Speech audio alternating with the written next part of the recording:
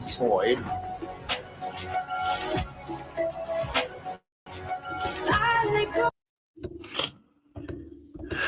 Hey guys, and welcome to Little Black Button 91, your favorite dating and relationship coach. Let's talk to you guys about Married at First Sight.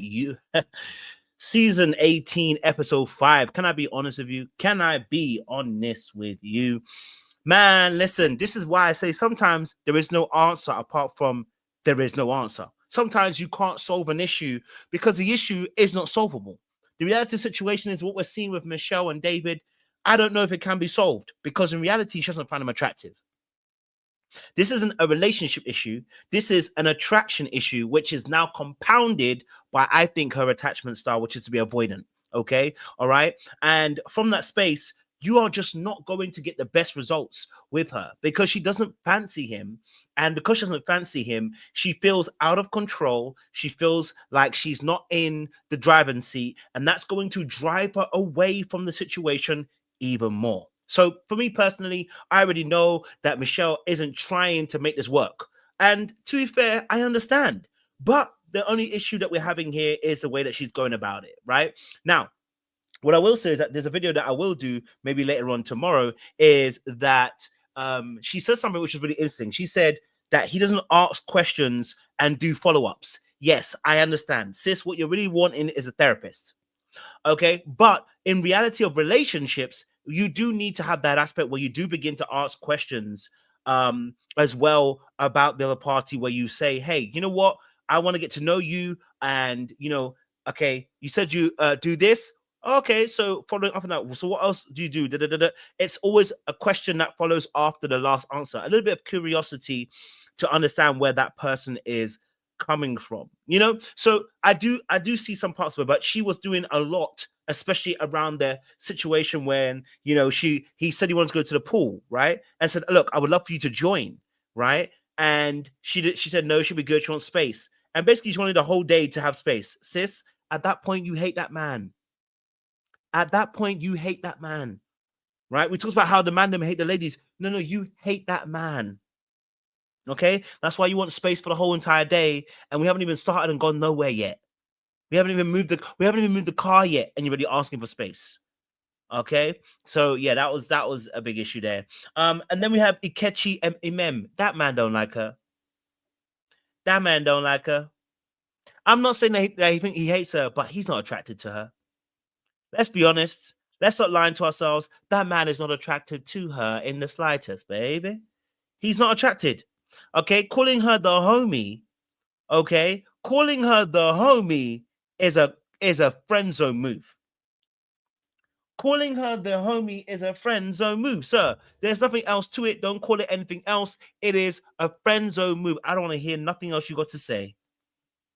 Okay, I'm yet to hear a compliment about how fine she is, how beautiful she is, how sexy she is, how attractive she is. Okay, he don't fancy her. Okay, now he's trying to do his level best to try and get through the show and this season. He want his money. Okay, he's making sure he gets his money, because in reality, he don't like her. Okay, all right.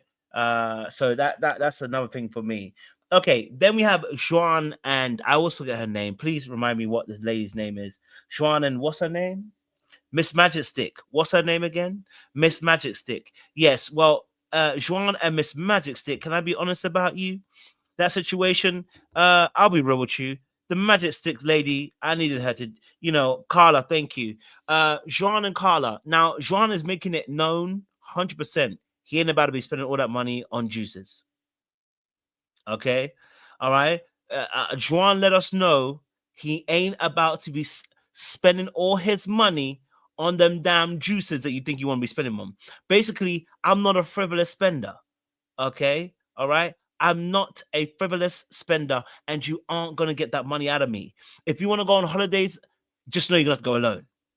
I said, this brother said, it ain't going to be me. Okay. All right. It ain't going to be me. All right. So that was interesting as well. And then Maddison and David, baby, Maddison is going to run riot over Allan, but she may meet a different Allan later on, you know. Allan might have a little bit of a pushback, but I don't know if it'll be too late when the pushback happens. But I will say to you straight up right now, Maddison is about to be a square and a garden. Okay, all right. She's about to let a whole lot of people play up in the area that she ain't letting this boy play up in. You know, I know she wants a bit more of that forcefulness, a bit more assertiveness from Allan. I don't know if he can do it, and I don't know if he has to necessarily do it. You know, and then she started nitpicking by saying, "Oh, you know," she said, "Oh, you know, you're long-winded. Basically, you always explain yourself. You know, you're not necessarily a pushover, but I would say, you know, I don't, you know, I can't remember what the word she said. She said, I don't want to say you're a pushover, but she said something else, and I was like, oh boy. I said, Maddison, baby, I'm gonna need you to chill." Okay, all right. And she's like, I need you to work out. She's like, then she said, like, oh, I'm not confident enough to walk down the street with you yet because of the way you dress.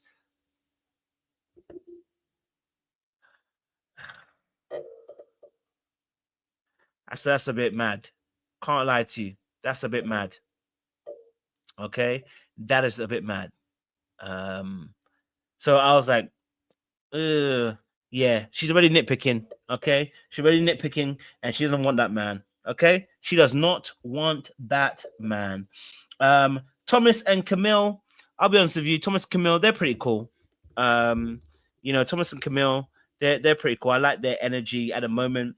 You know, they had a good conversation about his adoption, everything else like that as well. So it's giving that Thomas and Camille are the unproblematic couples, and they're gonna have to force some drama for them. It's given that. I can't lie to you. It's given that they're gonna have to force some drama between the two of them because at the moment I don't see it yet. And it seems to be that they are very, very chill and not very you know, toxic or anything. So we're not seeing them much because I think they haven't got much problems. You know, right now.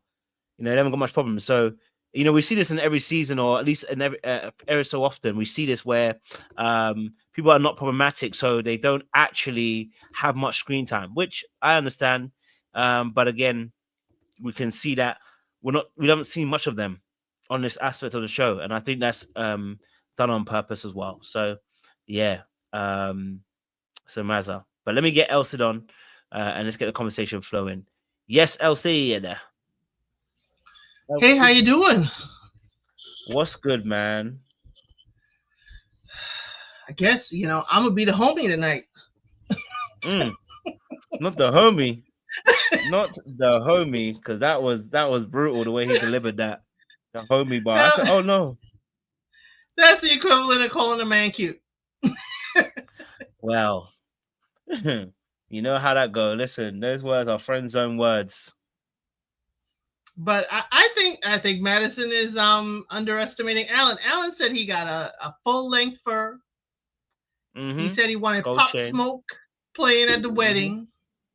Yeah, Allan got a little bit of hood to him, and I think he's just a grain.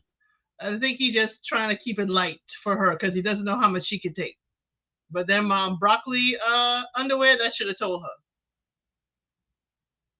This brother said, I'll do whatever I want to do, and I like what I like. You understand what I'm saying? Yeah, yeah. And for those who know, broccoli means something else too. So I did not know that. For those who know, I don't know, so I guess I probably should say that way. Well, hey, it's marijuana. It's called broccoli. Okay, that would make sense. The trees. Yes. Makes sense. Yes. Okay. Definitely that. Okay, so let's break a few of the couples down. I know Sean will probably join a bit, but let's break a few of the couples down. Let's start with Madison and Allan actually, because they're the ones that obviously quite interesting, because I think there were some interesting things that were happening between them, right? She let us know first and foremost that, you know, she asked him about how does he deal with conflict.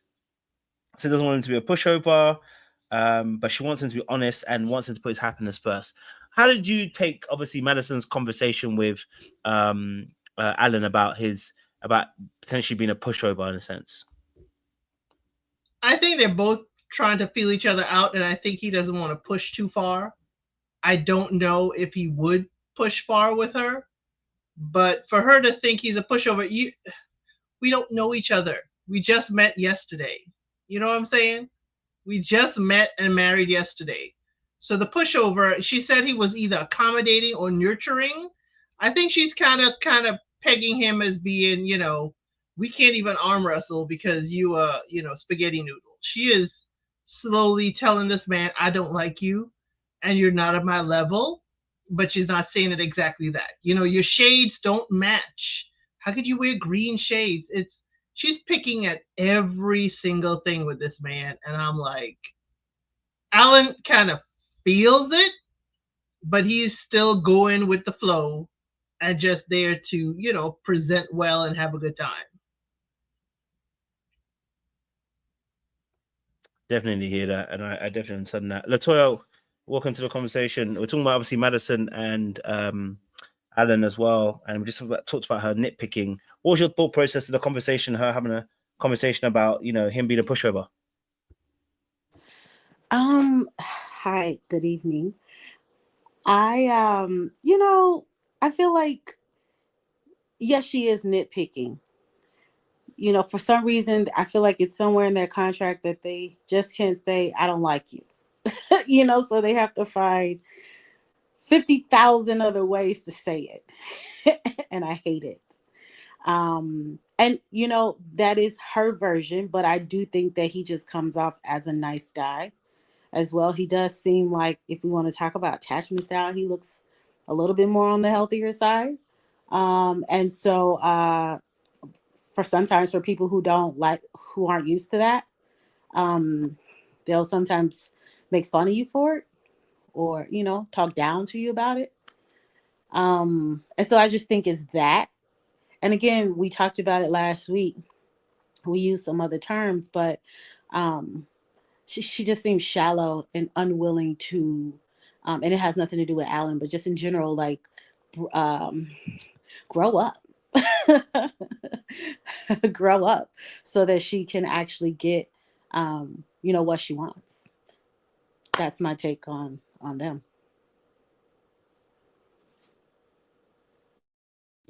Yeah, I mean, listen, hey, I think Madison's doing what a lot of people do when they're passive aggressive in terms of being about how they feel about you, right? Men, women, whatever you want to call it, they do start this sometimes they can like you, but a lot of times they don't like you. So they start nitpicking little things because they're trying to almost send a signal to you that, you know what? It's not even send a signal. They just don't like those things. They don't like you. And so it's making everything becomes irritating. You know what I'm saying to you? So Maddison is doing what I would say Michele cannot do. So Michele is not doing it, but she is showing us through her resistance of relationship. Whereas Maddison is like, okay, I'm in the relationship, but I'm gonna, not let's say tear you down, but I'm gonna nitpick about what I don't like. Because that woman sat there on the swan and let him know his fashion sense. She can't even walk down the street with him. I said at that point, yeah. You know what? We're in a dangerous place. You can't even walk down the street with the brother. Yeah, you know what? Yeah. Cut the crap. Okay? Cut the crap. Yes, Elsid. Can't walk down the street with me, but you could paddle on this boat with me. Okay? I guess you could be seen with me in a foreign country, but when we get stateside, you can't walk the U.S. streets with me. That's what it was given. I'll be seen with you at a resort, but we cannot be seen around town, around Chicago, because you're going to cramp my style. I like to think of it, yes, I agree with you, but I do think initially, like, then this was the first night when they went to the hotel and he had the broccoli underwear on then. It's like, I don't think that's the right move to play when you're first meeting your wife in the bedroom. Like, it just screamed immature also. It's like, make it sexy. I mean, I kind of just would have been taken aback by that as well. And then it kind of continued, and it is, I mean, I love that he's comfortable with who he is, but if I've never met you, I have no idea, then I'm not going to present. That's like me coming in with a broccoli bra. Like, I'm not going to do that. But it may be funny. It may be a conversation starter. I can find a whole nother other ways to show my personality than that night with my husband first night. Well, at least we know it's clean. Remember, we had a year where the groom, it wasn't so fresh and so clean. I just wanted to put that out there. Let me walk out with a broccoli bra or some grandma underwear first night. Like, come on. So I think once that happened, it set the tone for her also. And then the fact that she does now see that this is exactly who he is, and there's even more, to come. Remember the past show with the Married at First Sight where the guy was older? He had like everything was like old. They went in his house and he had like bomber jackets and like it was just like nostalgic to go in his house. So it's like that's who he is, that's what it is, but it is a lot when you're first meeting someone. It's like 40-year-old virgin when she went in his house and saw all the, they were scared when they saw all of his toys.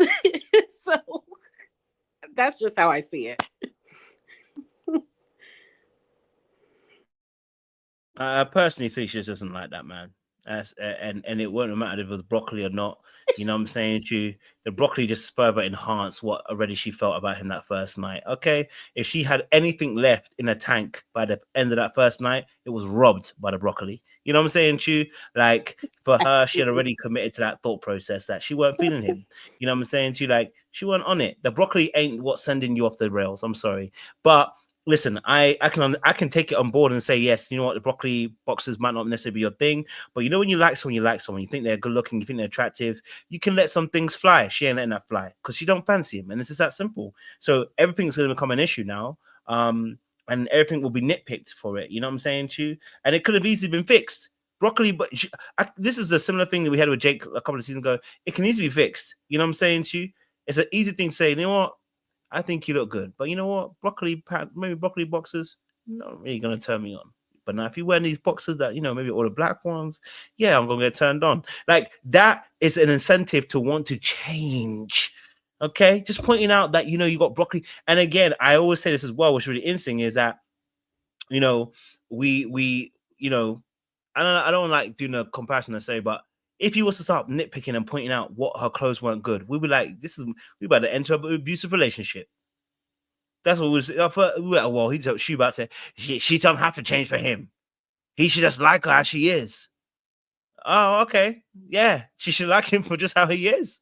You know what I'm saying to you? Reality is that ain't true for anybody. Let's be honest. But what I would say is that I think that she doesn't fancy him, and I'm not even mad at it that she doesn't fancy him. She's at least trying and make it work. She's just nitpicking a lot. That's all. You know what I mean? At least she's trying.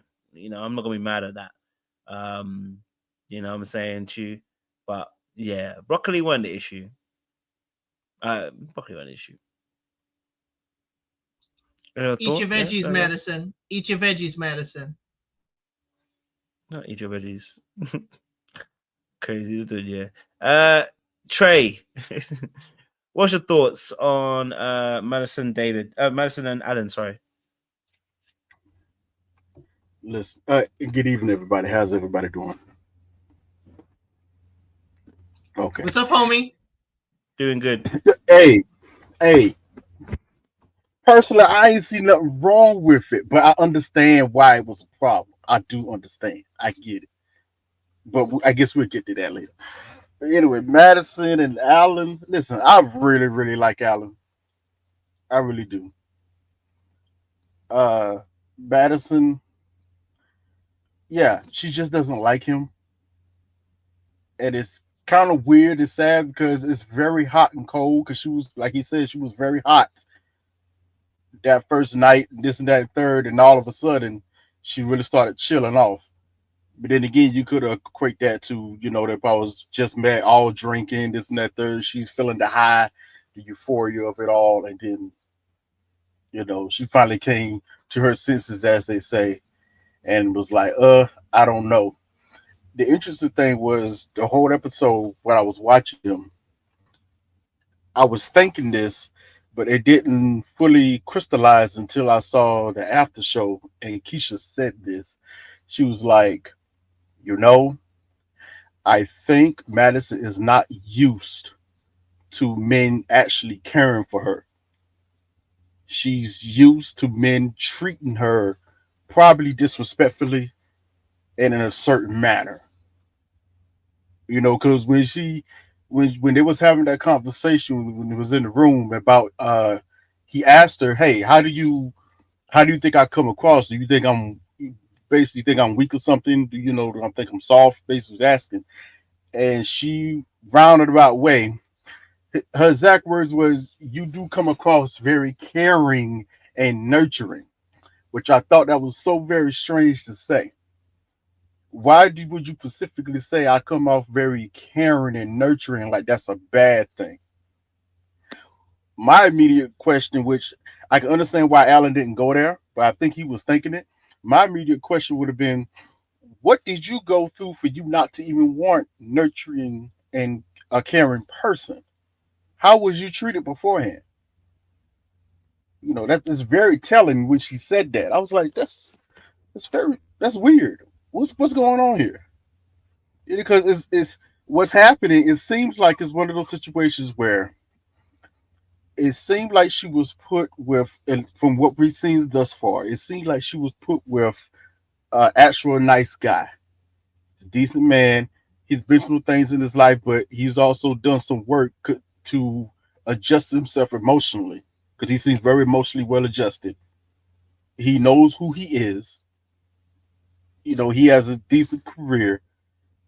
He seems like it's one of those situations where a woman might get with this guy and there's no reason why you should not like him. There's no reason why, okay, you say you want a nice guy, a good man, where here it is. And then it turns to a situation, oh, wow, dang, I might be the problem. It happened. That's why it happened laughing so hard. You're like, it's one of those things. Women do it all the time. Oh God, this man ain't nothing. This and that. Okay, and don't get wrong. There's plenty of bad dudes out here. We know it. We're kind of going through some on another show. It's. But then you actually get one. They actually put you with at least a decent guy. I don't think he's ugly. He's just him. Maybe a little nerdy, this and that and third, but he's well adjusted. He knows himself. He is who he is. But I think she's coming to the conclusion, oh snap, it might be me. And when that happens, I've seen this before because I've been on the other side of this. I'm like, yeah, I've been on the other side of this on both ways. Because I learned a long time ago, yeah, sometimes you may have to be the a-hole because that's the only way they see you. It's kind of crazy how that happens. But it is what it is. I'm still a nice guy. I'm still, well, I don't like saying nice guy because we know how bad that can come off. I try to be a good person. That's how I was raised to be, as much as I can. I be a good person, a good human being. So that can come off as nice to some people, whatever.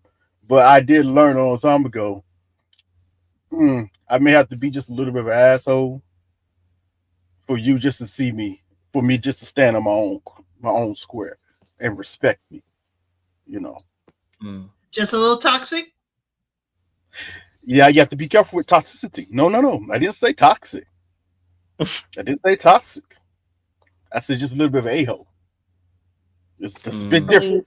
We can go into it later. There's a big difference. So an a-hole is a positive attribute? I just feel depends on how you use it, Sean. It depends on how you use it, my brother. Oh, okay. I feel All like I knew a-holes were or how they react to stuff has to do with them. So for me, I'm just not even going to take it personal. I'm going to decide if I want to be around them. And so, like I said, I do think he's a little bit more stable, healthier, in tune. His emotion can be vulnerable. And I think that she's shallow. And I think at a certain age, it's not just about, it is, yes, you have to be able to kiss the person you're with. I will still stand by that. But I think there's a certain point where after you like them, you have to be okay with, like, if no one else does, if they're attractive to me, they don't have to be attractive to anyone else. And I feel like she's the type of person where she wants her man to be attractive to her and to everybody else. And so she can't really get beyond that to get to like more substance in her relationships.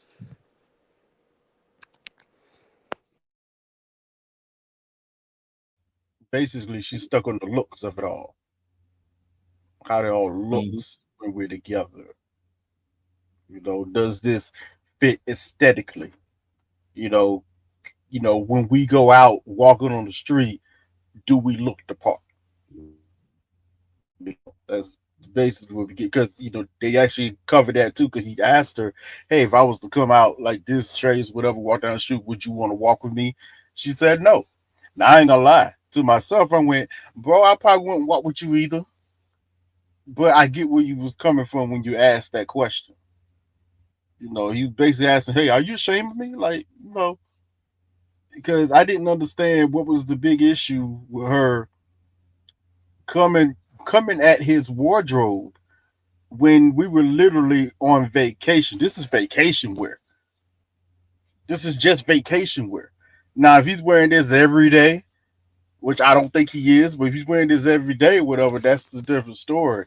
But I know he's not. This is literally vacation wear. I'm chilling. I can wear what I want. I want to wear some broccoli shorts. Okay, I'm gonna wear some broccoli shorts. Come eat these veggies, baby. Come on, something. No.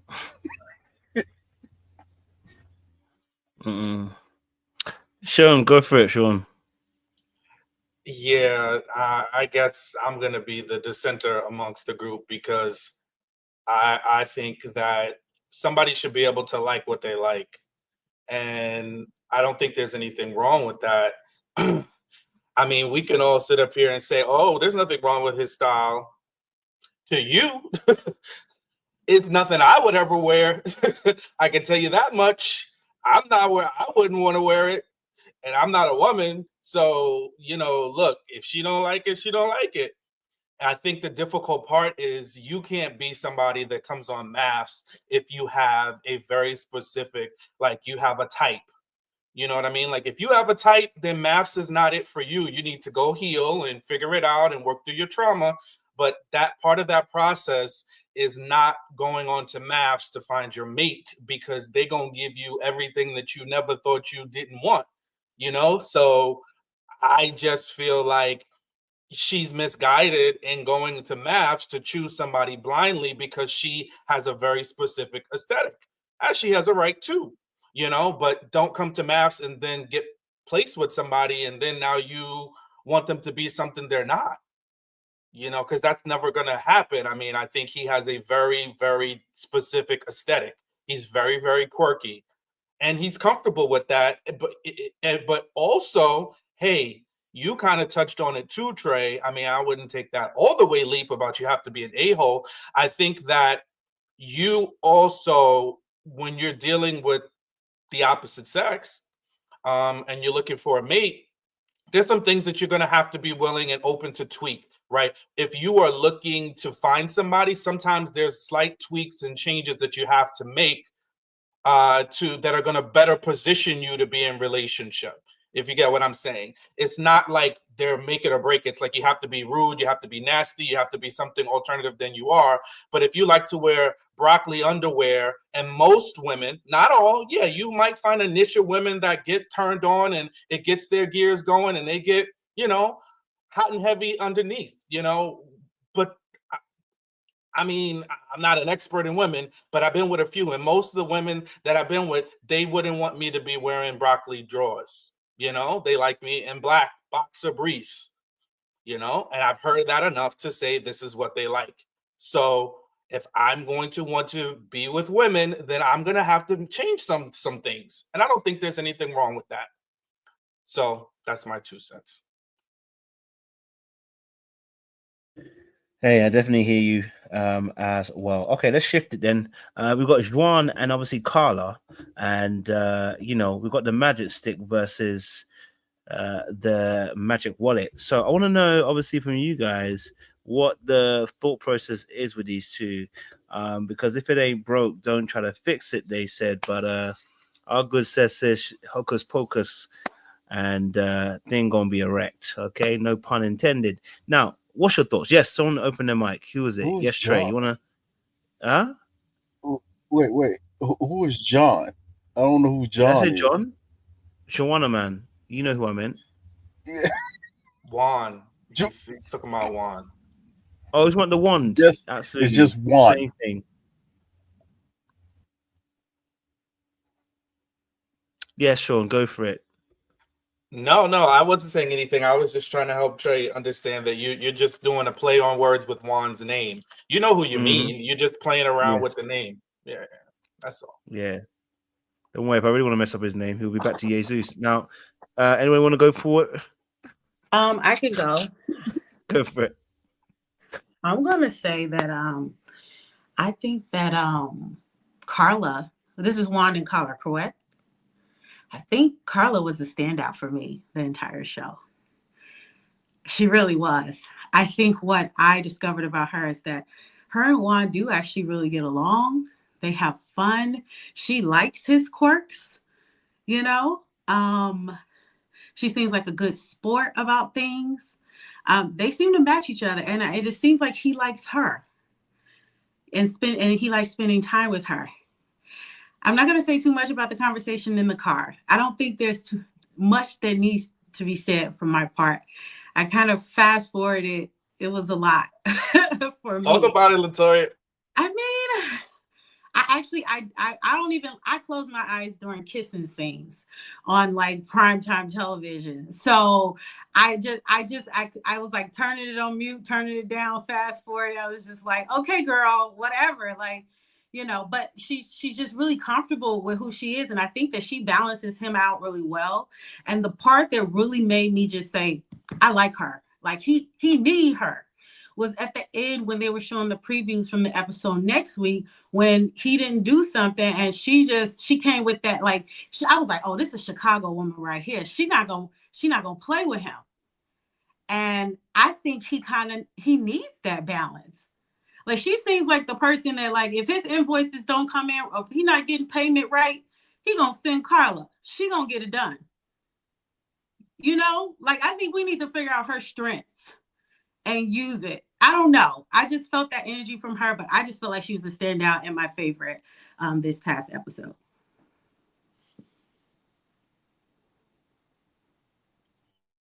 Yes. I love me some Carla, boy.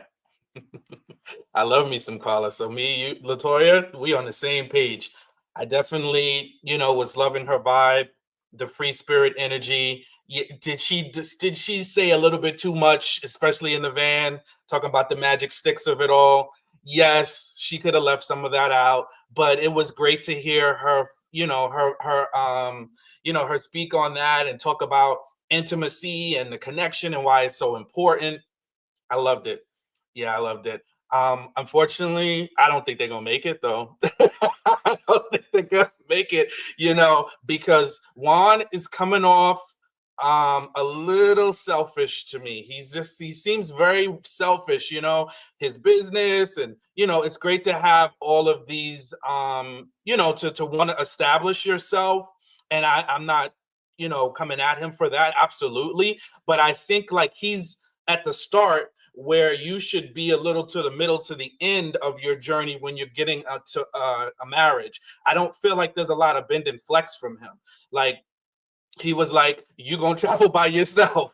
I don't care about those, we're not going to do this. I'm not going to, I'm really not into the fine dining. I'm really devoted a lot of my time to my business. And this is what I have to spend a lot of times in, in terms of paying my, my team. I get it. And those are all very valid things, but like where is the, okay, maybe if you take 3 trips a year, I can join you on 1. I didn't hear the bend and flex. It was just like, I want to be in a marriage and you do you and I'm gonna do me. And then we just kind of commingle somewhere in the middle. I didn't, I wanted to hear more of where he would be open to doing some of the things that were important to her. So that was my little feedback. I'm sorry. I didn't hear the bend and flex when we were told to juice at home. I didn't hear that bend and flex. I mean, I understand Carla's your favorite, and I called it out last week, and you're like, no, she's not really my favorite. Now we're back on Carla being the favorite. I understand she is open. She is, Miss Earthly vibe. But I just think Juan just set his boundaries. He's not going to stop her. I'm seeing the chat saying he mean, he's this, he's that. He's not going to stop her from traveling. He said, your funding, what you do with your funding, totally fine. I just got to work and I got to reinvest into my business. This is what I'm going to do. This is what I have to do. This is why I'm doing it. Juan is at least talking to her.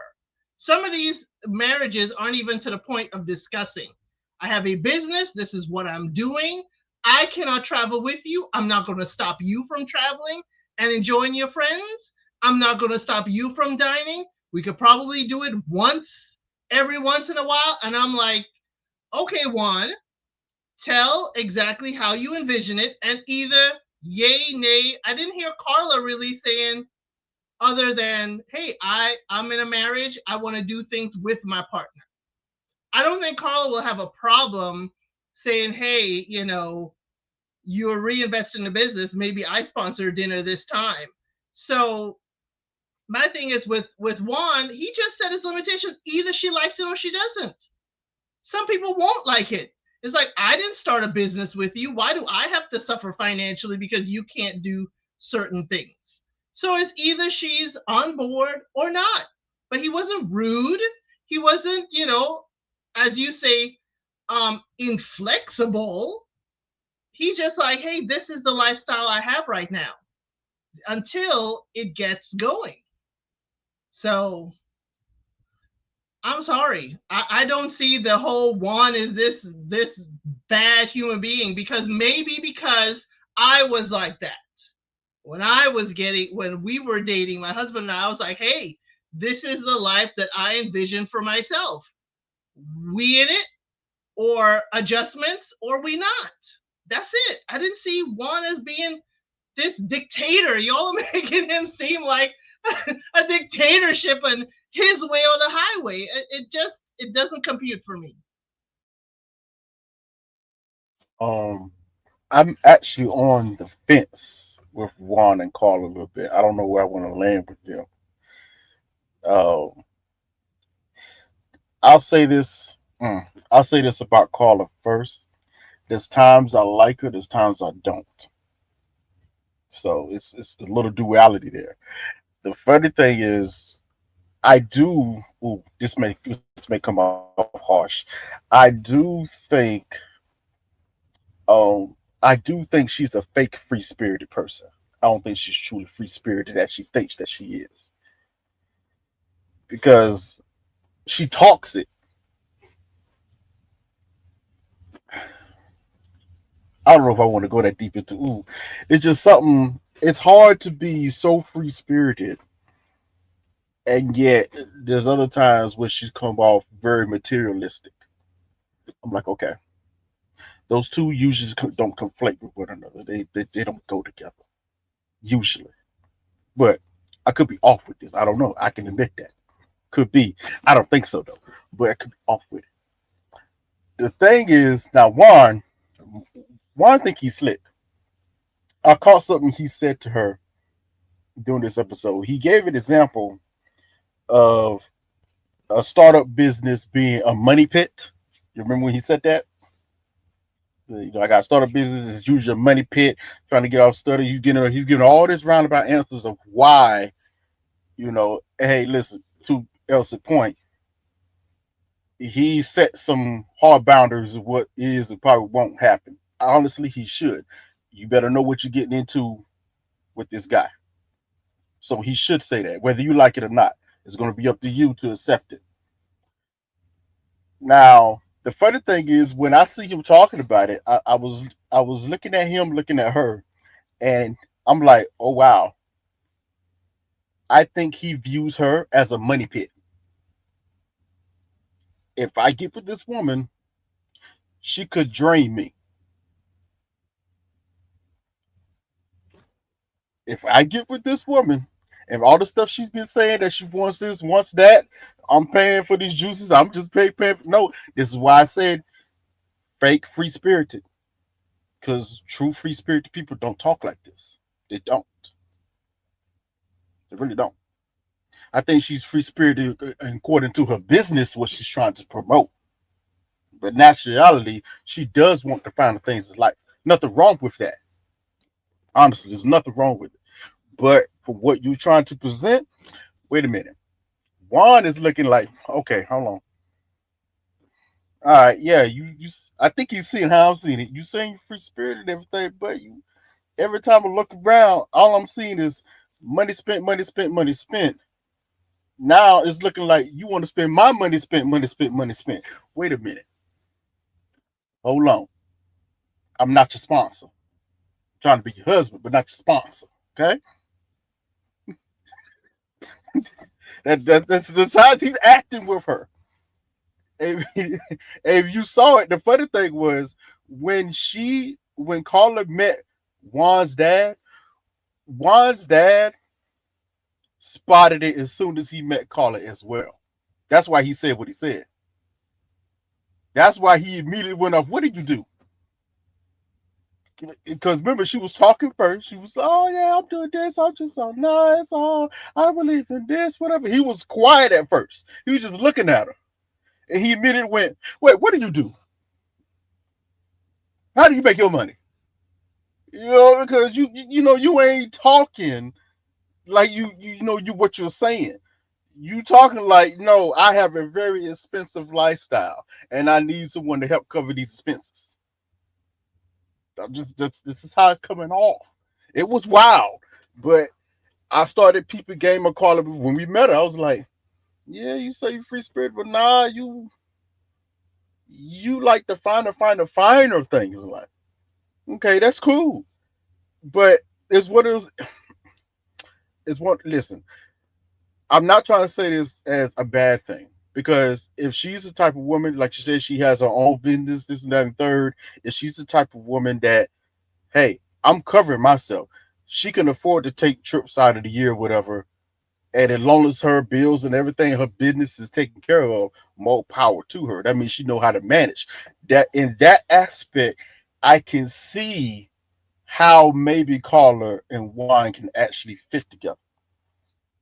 As long as what she's putting, as long as she's actually proving what she's putting out. Hey, I know how to run the business. I could take these trips a year and still be good. Now you're turning to help me. Y'all might can figure out the way to fit this together. But Juan is really he's a traditional man. If you really he's a traditional man, he knows I'm gonna have to take care of my wife. I'm gonna have to be the one to breadwinner. I'm gonna have to be the one to pay the bills. I'm the head of this. That's how even though he likes to have fun, he's very traditional. He's looking at her. He said, okay, she got this going on. She's going to want me to provide for that because she said it. This is looking like a money pit with the startup business I already got. I don't know. That's exactly how he's acting with her. I don't know. Okay. She also showed she's not going down with the ship.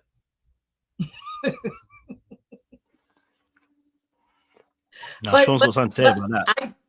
So here comes the cape. Here's comes the cape. So I see it completely different, right? And and let me just say it from my context of the life I've lived, in the little context that we have of Carla. Like, I feel like I'm similar to her in that I've been an entrepreneur for like over 20 something years, but like hardcore 17 years. And so she's an artist. That's really what it is. And so what we really need to ask when you're, and this is the grace that I don't feel like people have for artists and creatives, because it's such an up and down. You might make 20,000 one month and may not work for the next 3 months. That's the artist's life. And when you make it 20,000, yes, I am buying $13 smoothies, and I didn't went over to Ghana for a couple weeks and all of that. And you still have money to still take care of yourself. I'm just telling you the life I've been living for like at least the last like 6 years solid. And so really, to me, yeah, because there's a lot of people who are still struggling. Not everybody who's a creator have really had the opportunity to make it a full-time living off of what they love to do. That doesn't happen for a lot of people. But the bigger question is, how much are they bringing in a month? Because at the end of the day, I don't care. I don't care how you get it. I needed to add up a certain number at the end of the month. So, and as a creative, that's what I look at. Because yeah, I might be doing makeup over here. I might do a coaching call here. I might have a working on set here. So my money is not just coming from one place. But at the end of the month, I can add it up to take care of myself. And so I just think for Carla, she sounds like that person. She doesn't sound like she's struggling. She doesn't seem like she doesn't come up to me as like she's hurting. And then also the major difference between them is that a person, the reason why it's hard for them too, because Juan is not willing to be more like, when you are a creative or when you're an entrepreneur, you have to have a belief like out of there. You can't be regular. And so he actually needs that energy of Carla's positivity with working on his business, or else he won't see a lot of growth. It'll be a ceiling when really skies is the limit. Because I mean, and I'm gonna tell you, my profession, there's still girls out here who are doing makeup gigs for like $85 to $150. But then if I tell you I go out the house for over $1,000 every day, and you don't believe it. I didn't believe it either until it happened. So question, Latoya. Yeah. Do you consider Juan and his creation of an app not creative? It's technical. It's different in that way, and the way his mind works as he's building the business. Now, to your point, you do need people like that, especially when you're talking about scaling it and things like that. For sure. And that's a lot of what his conversations are, because he has a team. But if you're already at that point, that's even more reason to continue to dream big.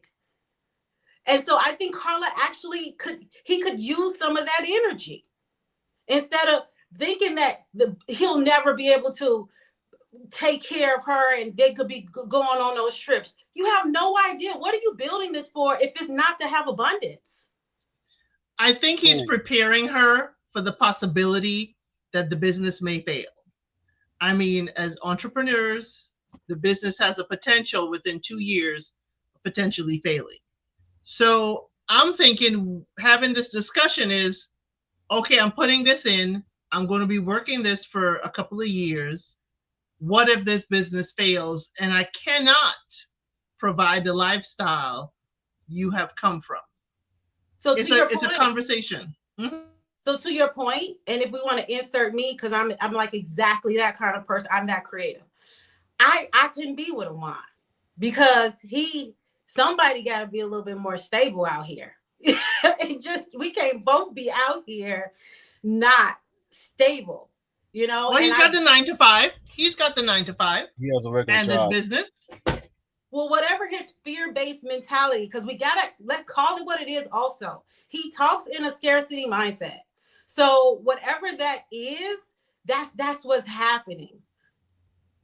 Well, I did want to say just a small pushback on something you said. I don't really disagree with anything, actually. But I will say a creative is a creative, whether it's technical or abstract. For sure. You know, you're just a creative. Juan is definitely a creative himself. Because, you know, you have to have that dream to start at that tech company that he's have. You got to have it. But but it's different to have a tech company which is widely respected than you pushing bowls and trying to make 6 figures, and like it's just seen differently. That's all I'm saying. Just like makeup is seen differently from building an app. That's all I'm saying. Yes, it would be viewed differently, of course. Yeah, so I no less creative, but it's just the way society views it. That's all. It would be viewed differently. The thing is, I think they are the reason why I think it can work is because they are actually very similar. The only difference is how they view each other's roles within the relationship. That's the only big difference that they're bumping against and trying to figure out. That's why Juan is trying to go ahead and set certain boundaries off rip, which he should. We just not agreeing. Well, it seems like people are not really agreeing with his boundaries he's trying to set. You know, because they may come off a certain type of way. He just not a broke man at all. But he also understands, wait a minute, there has to be limits to what we're doing here because I know where this could leave us. In the hole, well, at this point, I think we think I know where this could leave me in the hole because she's coming off the type of person, like Elsa said, if something go out, I'm out. I ain't staying on the boat. You're gonna sink by yourself. And to a person like Juan or the most men, you can be like, wait, whoa, okay. I don't know if I could trust you yet. Creatives don't want to date creatives. Yeah, because it's always a dream. Yeah, we're both hustling, trying to make it to the top. When do we have success? What does it look like? What are we going to keep on? Calm down, L. Calm down, L. Calm down. It's okay. It's okay. Trey, you're hitting hard. I know, it's okay. Look, I can only speak from my point of view of seriously being an entrepreneur, having to figure out how I'm gonna get my money through literally pushing brushes. So I'm just saying. It's just a point of view. Yeah, I'm with you, Latoya. And this job that he has, he already explained it. So much of the income that he's making from his 9 to 5 is getting poured back into the business. So that's not really stability if you are bringing in income, but $10,000. He said sometimes it's $10,000 a month is going to pay the overhead from his business. So any excess that you might have that would contribute to your marital household is going into the business. So I think that, again, I just feel like, and people should have dreams. People can have businesses. I just feel like I'm hearing a lot of inflexibility up to this point on his end. Even when she sat down, and I'm glad you brought it up, and talking to the parents, his father didn't clock nothing. The father talked about what was a priority for him and knowing his son, as all parents do. They know what's important to their son, and they want to make sure that their son gets to continue to do what he needs to do to be successful in his dreams. So he's going to advocate for his son. And that meant, listen, I need you to be with some 50-50. Wasn't his place to get all in the weeds like that, but he threw it out there because he's like, I know my son, he works very hard. He's going to need a woman that is able to do 50-50 because Juan can't do 20-80. He can't do 40-60. All of his money is going to his business and to take care of himself. And you need to come in and to be able to do your part. And again, I've said that from day one. I loved Carla's answer to that. She was like, I can do 50-50, but it depends on what the 50-50 looks like, right? Because if you want a $3,500 apartment, but I can live in a $1,500 one, I'm not paying half of $3,500. So yeah, it does need to, it needs to be expanded upon. And again, I think Juan is well within his rights to navigate in that fashion. But when you are coming into it with somebody that is vastly different from you, you need to be able to bend and flex a little bit to also understand, hey, listen, I know you like to travel. There's some accommodations. And who cares about juice? I'm talking about major things. If she's somebody that likes to travel, how are we willing to work together to, make that happen, and we could do things together? He talked about how much he would need help from his business, things that, what he would be looking for in a partner. I've yet to hear, well, I would be willing to help you here. And maybe there's some ways that with my technical knowledge and some of the things that I do, I could help you on your business side too. And we can grow, we can grow together exponentially. Like, I want to hear more of that. It might come, and I'm not ruling that out. He did say that. He did say that. I did. What did he say? At the wedding, he did say that. When he found out they were both entrepreneurs, he said, we can work together and help build our businesses. He did say that. Okay. Well, then I definitely take that back. Glad to hear there's some of that. I guess I'm just not hearing enough of it at this point. But if he said that in the beginning, good. Well, this is why, like Sean, I don't think we'll cross the aisle on this. I actually agree with you. That is probably why the dad spoke up, because you know where his son is. But it's also the reason why I said what I said. It is two things can be true. He still clocked Carla. He said, yeah, my son's going to need a 50-50. Like you said, my son probably need a 50-50 woman at this point in time where he's at and what he's trying to achieve. But the reason why he said that to her, because it was obvious she doesn't come across as a 50-50 woman. It was obvious from Jump Street. You know, that's why I said it the way I said it, because he saw it. You can clearly see it. Now, the reason why I thought her answer, you're right, her answer was great to the father, but it was a little weird because she had said beforehand when she's hanging with the girls, is that and third, that she's not a 50-50 woman. But you say to his father, like, okay, no, I'm cool with that as long as we have a conversation. I'm like, all right, now you're starting to massage how you're thinking and what you said your standards were, this and that and third, which is fine. Ultimately, what I view of Carla, this is why I said sometimes I like her, sometimes I don't. I think she's actually pretty cool. I actually like the fact that, you know, she's very open with what she says, because even when she was talking all that stuff in the car, she wasn't really wrong with anything she was saying. It just could come off a little inappropriate at that point in time. It could, you know. And Juan looked embarrassed sitting in the back like, what's happening? I don't know what's going on. This is crazy. Whoa, this is a lot, you know. But the thing about Carla is, and I don't know if this is good or bad, it seems to me as soon as she met Juan, she saw his potential. She saw how he looked. She saw what he does. It seems to me that she sees his potential, what this probably could be. So she may, well, I ain't gonna say may. I've seen her maybe massage or change the way, or change some of the things that she may say to him, or change how she shows up in this relationship to make sure she secure the bag, as they say. I don't know if this is that wrong or right. You know, we all kind of do that in some way, shape, or form in relationships to a certain extent. It's just the truth of the matter. But I do see her like, okay, no, this is actually pretty good. I can see this going somewhere in the future. I need to do what I need to do that she's doing. You know, I still think it could work. They just need to have a very clear communication of, okay, what are my roles going to be? What are your roles going to be? How are we going to show up together for each other? How we're going to handle this on the day-to-day. Now, as far as the show, right now they're just on the honeymoon. You know, this is a time you're supposed to kind of get to know each other and have fun, which it seems like they've been able to do is have fun. So we'll see how it goes. We'll see. So personally, I think there's a case where maybe he is a little bit afraid of Carla.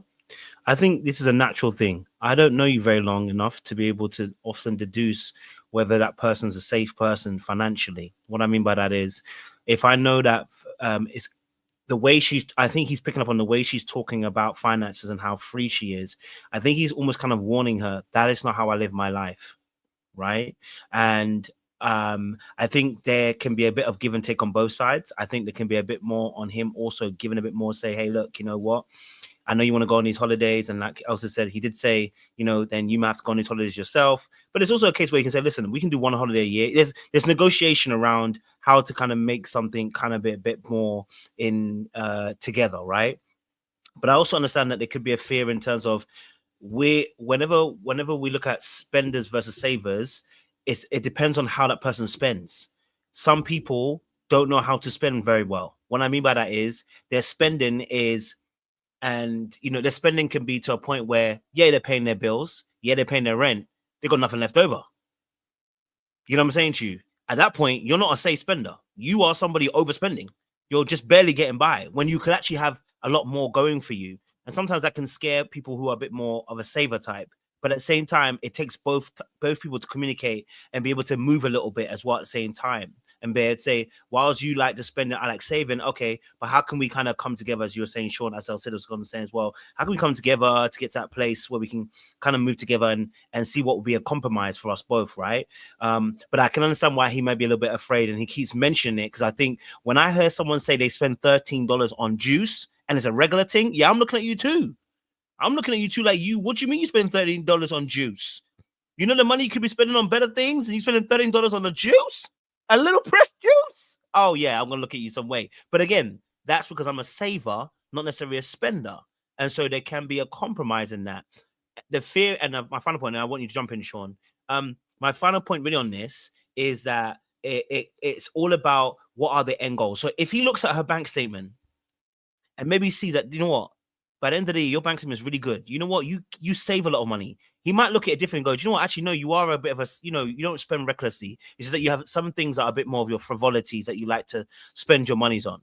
But if he looks at that bank statement and by the end of the year, you are lacking in savings, his fear is going to increase. You are a bad spender. You are somebody who spends, you know, and what his fear will be is you're coming to chop my money too in that same way. No. That's not how it's gonna work, and that's how his brain's gonna work. So I think it's a bit of both to be able to give and to take in both areas. You know, and saying to and be able to compromise in that area. I know some people are saying he might be cheap. Well, she might be too much of a free spender. So it's on both sides. They need to be able to give and take. What's her plan for saving? You work now, so what's your plan for saving? What's your plan for that kind of aspect too? So it's a bit of a give and take. You need to also look at it as well. You know what I mean? Yes, Sean, go for it. Yeah, I was just saying, yeah, she might be spending $13 a day on fresh juice, but he's pouring $10,000 a month into a business that's yet to net any profits, and there's no guarantee that it will, but it's on a hope and a dream and a wing and a prayer. You know, he wants to build. I don't know what the no is. Am I lying about something? Correct me, Elsa. I'm just saying, and to be tactful, that juice is pouring out of her as well, real quick. Okay. I didn't get how that connected to what I said, but you got it. At the end of the day, $10,000 a month.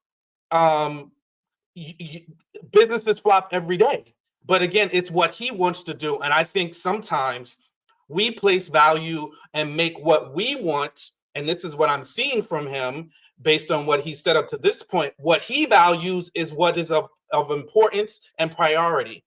And he wants to minimize what's a priority for her. But he can have a vision and see how putting $10,000 into that business that he wants to grow and that he's paying employees to work at could eventually net him a seven-figure return, or it could not. So we have heard nothing yet about him having abundance of savings. We've heard him say he has to meet a bottom line each and every month, and that's his priority. So that's why $13 a day for him is like, that's that's crazy because I couldn't do it. But she doesn't have a $10,000 business that she has to pour into right now that's not netting any returns. So I think it's in context. That's a fair point. I think though, again, but if he's pouring to, and again, maybe I'm missing his point, not your point, as in him, Sean, Juan, man. But maybe in this aspect, when let's say, for instance, he's pouring 10,000 into the business, where is that 10,000 coming from? Has he generated 10,000 and putting it back into business? That ain't the same as somebody spending. You know what I'm saying to you? Like, so if he's generating that income, that's completely different. He's actually generating that income if he is. But is it a loan? Is he taking that loan? No, it's from his 9 to 5 because he has a 9 to 5 job. Okay, so he's got a stable 9 to 5 that he's plowing into a business, not into a juice. That's two very different. See, the juice is not an investment. I'm so sorry, John. And I'm not saying that you're wrong, by the way. I'm saying it was a bad analogy. It was a very bad analogy. I'm just saying that in general, the juice is not a business. So if the business does fail, the business can fail, but it's an investment. The juice is not an investment. It's going and it's gone. And of course, we can't compare 10,000 into into the juice aspect as well. I'm not saying that one side is wrong all the way. I'm saying that there needs to be a balance, like you're saying, Sean. I think there needs to be a balance of him being able to understand that you need to be able to play a little bit as well as work, right? I think where he's at the point though is that he's at the point of I need to work more. And whilst I do believe that he can be a bit more free, he's going to need her to get on board. That's where he's at right now. He cannot stop and go back. So he's already plowed finances deeply into this thing. So he cannot go back. He can only go forward. So Carla's got two options: stick with it or get out, because he's going that way. And I can tell by the way he's regimented. He's not coming out. So Carla, you got two options: be railroaded and go that way, or you might have to quit this babe. because he really isn't about that lifestyle. But the question isn't necessarily if he's not about that lifestyle. The question is if he is not about that lifestyle in general, because he might be a tightwad in general, and that's completely different to being somebody who just want to invest right, who just want to spend money on $13 juices right now. And I think that's something that may be a little bit more scary for either of them, especially Carla on her end, because she has a certain lifestyle in her mind that she may want to live, which I don't think is an issue. I think it's whether I can meet it or not. Yeah. Imagine investing in your business $10,000 a month and having a fear-based mindset. I'd rather have a $13 smoothie. And if you're in LA, it's $25 at Erewhon. So he can't even compete even in that state. But I just think I agree I do think that he's in too deep where he has to stay in because he's paying people. But I just think he does not appear to have an abundance mindset about the thing that he is building. And so that is what's scary to me as a person who, if I'm going to also be an entrepreneur, I for doggone sure don't want to be with somebody else who doesn't have full belief that this thing is going to be big. I don't think that's the real issue of it all. Remember now, the only reason why the juice thing came up was they were talking. She mentioned, yeah, I spend such and such on juice every morning because I love juice and it's good for my health. He's like, oh, that's cool. It's good for the health. I understand that. You know what? I actually have a juicer at the house that you can use and make the same juice for the amount of money you pouring out that money for. Now, that's neither here or there. Well, her mindset could be, hey, I'm paying this money for this juice because it's helping somebody else's business. That's an entrepreneur. That's cool. That's great. That's how we support each other. His only point was, if you're looking to build your own businesses, that means you gotta, let's keep it real. You're gonna have to save money here to put money here. You're gonna have to move money from this direction to funnel back into yourself over here. That's just how it is. He was actually giving you away, hey, you know what? I can save you on those $13. I got a juicer right at the house. I even make it for you. He said that. I even make it for you every morning. Be better than what you're eating. Her response was the interesting part. Her response was in her own confessional. To us was, okay, you have a juicer. I don't care. I'm just keep paying my $13. I don't care. That was more telling than anything else. It's just telling that he's not on what like she's on. Again, I know people who get $13 smoothies every day, get $8 coffees. Like that's what they are right now. Like you can even go to McDonald's at the Mc Cafe and get like a large coffee or a frappe. I swear I thought it's like $7.99 now or something like that. So I mean, stuff is also just more expensive as well too. So $13 for a smoothie actually ain't that bad, but it's just that right now he's hustling, he's in grind mode. That's not where his priorities are. He can't see also investing in his business but also celebrating by having a $13 smoothie at the same time, and that's just what it is for him. And so, and Carla is a person is like, look, again, if she is, I need to know how much she paying. Is she paying her own bills? How much is she bringing in monthly? Because I just don't care about no smoothie unless if whatever the bottom line is. So if it's 5,000, 8,000, well, if you're making about 8,000 in Chicago, you're making over 140,000. So Chicago's not that much. So even if she's bringing in, let's say 5,000, 6,000 a month, like they're still able to live okay, depending on what he got now on that side. So I think it's just more about that. And I think that he could just use a little bit more positivity with what he's building, because that's a whole lot of money to invest monthly to not really like have like the best mindset about it. Again, the juice situation. He was just what really was happening there. He was using it as a barometer test to see how she handled money, whether you save or you're a spender or whatnot. How does that look?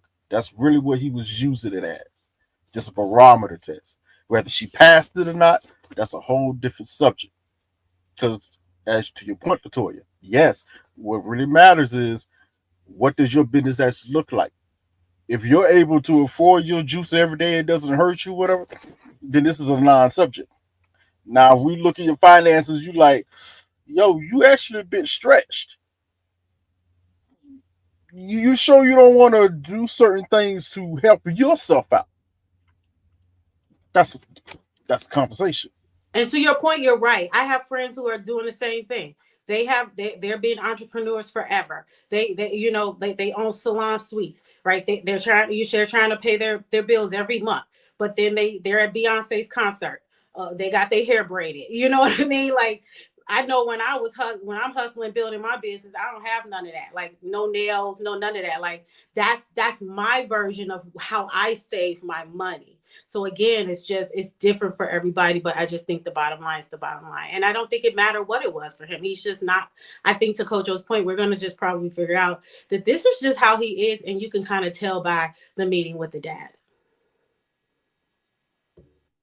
All right, T. That was a good conversation. Sean, I don't know if you want to say something last on it. No, I think it was a good conversation. I think nobody's wrong. I think it's just a perspective on this, and I really think it was valuable to hear different perspectives, because I think it requires, what we're saying is it requires a conversation, and maybe that's where Juan, I keep calling him Juan, but I know I'm going to honor Juan at this point. But maybe that's where Juan can actually maybe expand more of the conversation. He can expand it a bit more just to see where she actually is at, rather than the testing. You know what I mean? Because if we're testing, I'm really not communicating with you effectively. I think he can ask more questions to get a bit more better of a landscape, maybe get a budget, see what she's at financially, see what happens to her at the end of the month. Is she really a bad spender? Because if she's not a bad spender, bro, and you find out actually that she actually keeps a lot of her finances, it will put a lot more peace on your heart. You know what I'm saying to you? So it's more of the conversation. And like I said, I actually understand his fear. I get it. But where we can do something a bit better and have more courage, actually just have a conversation, just to see where that person is. Is she a bad? Because there ain't nothing worse. I promise you now. There's a lot of women. I love y'all women, but there's a lot of women and men, to be honest, as well. Some of the man them, I can't lie to you, who have very bad financial acumen, meaning they earn good money. At the end of the month, they've just paid their bills, and you're like, bro, you earn more than me. How are you just paying off your bills? And it's because you spend in areas you don't realize. They have no cap to their spending. So if you got one of those people, you're scared. You should be very scared, because they'll spend your money and theirs like that too. So it's just a case of having that conversation. Yes, Sean, you want to? I did want to add this. That's why I'm not too quick to jump on the Juan is right and Carla is wrong train, because the last time we stepped out on a leap and somebody brought up her name in the comments about Mirla and Gil let us down bad. Because Gil was trying to tell Mirla what to do with her red bottoms and what she shouldn't buy. Meanwhile, he couldn't even split the rent 50-50, you know? So that's why I'm a little hesitant to just jump on a limb and say Juan got it all under control. And Sean, that's an extreme. Carla does not. Because Gil, that's an extreme, Sean. Come on, bro. Feeling so sad for myself because I wanted to support him, and yeah, he's practical, he's making sense. You know, we all that budgeting. I'm a banker. Meanwhile, he got 401ks in Colombia and can't pay 50-50. He can't even do 95 right about that on the rent. So that could be true. We have to see, but that's still a bit of an extreme, because not once have Juan tried to tell this woman how to really spend her money. Not like that. Well, we ain't got there yet.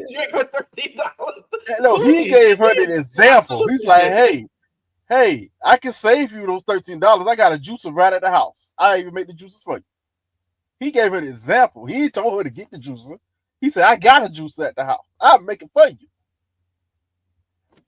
Just a little difference now. Point, Trey, no, you could be right. We don't need to circle the drain on this. That was right. my little. You're right, but you could be right. I'm just saying you could be right. Let's move on then. Yeah, listen, I see both of you. I don't think any of you are wrong. So I'm loving the strong contention and the different points of view. I think it's important. It's very healthy. So well done, you guys and ladies. Okay, all right. Let's spend some quality time elsewhere. Obviously, you know what? There's nothing really to add with Thomas and Camille. I can't lie to you. Does anybody have any opinions on Thomas and Camille? Oh, damn. Okay, snap. Okay. All right, maybe I didn't watch all their scenes then because I didn't really have an opinion on them. I mean, I saw them have a good conversation, and that was about it. But I must have missed some parts. I was on 1.5 again, 1.75 speed, so maybe that's what it was. You know what I'm saying to you? At that point, Thomas was Thomas the Tank and Jim. Choo choo. Pause. Now anyway, listen, what's your guys' thoughts on Thomas and Camille? I'd love to hear what your guys and ladies' perspective on them. I thought they were just boring in a good way. Like, you know, they don't have no trauma. So, you know, I'm seeing the two people at the top though shaking their head though. While going for the thing though. Elsa and Sean, we both seem to be disagreeing or agreeing with your nods. I mean, you're shaking your head. So, what did you two see? I don't know what Elson's head shake is because sometimes she be saying yes and she means no when she be shaking her head. So I'm not gonna. I don't know if we're on the same page or not. We'll see. But I think that we got some insight into that sadness because just like we were talking about how he has a sad disposition. Well, we got a little insight in this episode and in talking where he kind of opened up about how he found out about being adopted as an adult, where he found out that his mother, or it's like his stepmother. It's a very layered, complicated situation. He's got a long-winded way of telling stories, but nevertheless, he found out he was adopted because his stepmother, I believe, posted on Facebook about on him and his brother's birthday. Today was the day I adopted twins. So I think he's still harboring sadness from that moment, and the I guess the experiences of not really having his biological family, although he acknowledges that he was very much loved by his parents, still not knowing your roots does leave an impact, and I think that has something to do with why he may appear very sad. I think he and Camille, they have good chemistry, but he is moving along a little bit slower. We saw that in the rowboat where she was like, I want him to take the lead, but she kind of took the lead. And, she just mentioned that she, would like things to move a little bit at a faster pace. And I think he also acknowledged that he was talking about the fact that he's kind of reverted back to being a school age boy around her because he hasn't found his confidence and his footing. So, he needs to get his self-confidence. I don't know if these two are going to make it. I want them to make it. I want to root for somebody, but I don't know, because I think she's wanting him to be something that perhaps he may not be at his core.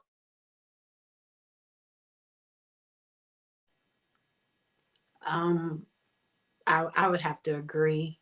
And I think it's just the whole idea of like age. She's 32, so she's still she likes him, but it's like I want everybody else to like him. I want them to see him as sexy. I want them to see him as having swagger, and he just ain't that guy. I know at 40 I could tell you I don't care. That's not a thing for me, but I think it's just an age thing. But I do think that story he shared, and then on the after show he also shared that his dad died shortly after, and then also his dad said that the reason why he never when he went and asked his dad, like, is this true, the dad said, we didn't want to tell you because I didn't think you would love me. And then months later the dad passes away. So I there is a lot there, but everybody is saying like he's boring, and it's like, for me, I pray for boring, I'm so I'm cool with it. I'm tired of toxic. And so I really do like them. But to your point, Sean, I do think that she's wanting him to be something that I think he could be, but I think she's not that girl to bring it out of him. So, and I think it's that too. They're both the two lanes up there. So I like them. I really I like it, but I think I need her to like it, because girl, you ain't no better than him. That's just what I think about that. I'm rooting for them. Y'all know after this episode, I liked Thomas even more. You might help. I'm gonna go a tad bit deeper than what I read into it when he was talking about his actual his adoption story, what happened. Well, actually, he kind of said this, but he didn't dwell into it. I don't think he wanted to. because of what happened with his parents and everything, he felt somewhat lied to, because it is what happened. And he said, yeah, him and his brother had a tough time dealing with it, because on one hand, they understood they loved their father. You know, he tried to engage that love his father, but it was still that feeling of, wow, we've been lied to this entire time in our lives. And that played forward, if you actually put the two together, that played forward into his that last relationship, that was a long-term relationship, this and that third. After he felt lied to, how can I trust anybody else and what they're saying, how to deal with me? You know, so that's going to have an effect on your relationships going forward to a certain extent. And I think that's something, when he said he went to therapy, that's probably something he got into and touched on and tried to correct, because he understands what it is. He didn't go into, but when he said, yeah, when we found out, me and my brother, you know, we did have a feeling of, oh wow, you know, we were lied to, but I kind of had to understand, because after his dad told him, I was scared because I wasn't sure you was gonna love me or not. That's heavy. That's heavy. What do you do with that? I can't turn around and throw back on you. Well, you know what? I feel like you lied to me. I can't push that emotional feeling like that, because they soon find out right after he has stage 4 cancer. Now I'm about to lose the man that raised me most of my life. Yeah, he couldn't deal with that. He had to hold that, and it probably had an effect on him and his brother. Probably had an effect on them going forward, and they didn't actually. Well, at least for him, he didn't actually deal with it until that last relationship ended the way it ended. You know, and he had to probably take some stock in himself and like, I got to go get help. I got to figure this out, because I could see this is causing a detriment to a certain extent. And there's a reason why he keeps saying to Camille, you're making it easy for me to feel safe with you, for me to even talk about this. Because it's probably something he never talked about with anybody else or any other woman before. But he feels safe enough for them to talk about it. Oh, am I frozen? You were for a minute, but Hello? you're back together. We hear you, Trey. Oh. Hello. Yeah, I can hear you. I agree. But I yeah, agree with you with the trust issue. He was in his 30s, and the dad wanted to tell them at 18. And we don't know about his bio dad. Maybe because they waited so long, you know, he lost the opportunity to meet his bio dad.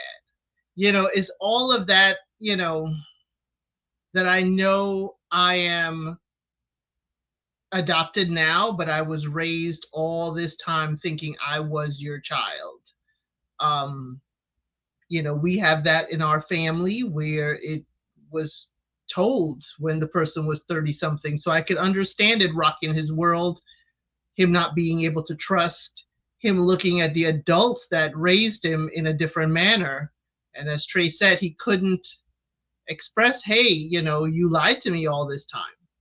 So I can see how it can affect the relationship. I do like how she approaches him. And even though you say she's not, you know, she's not quite as exciting, I just need her to relax. He don't need to lead and row in the boat. We're on vacation. You could talk about leadership, but he don't need to lead, you know, on the boat or in other things. So just, I need her to continue talking to him and listening to him and translating what he says. But don't push that whole leadership thing on him. You know, the wonderful thing with him is he's willing to speak and he will tell you everything. That's the great thing I like about him.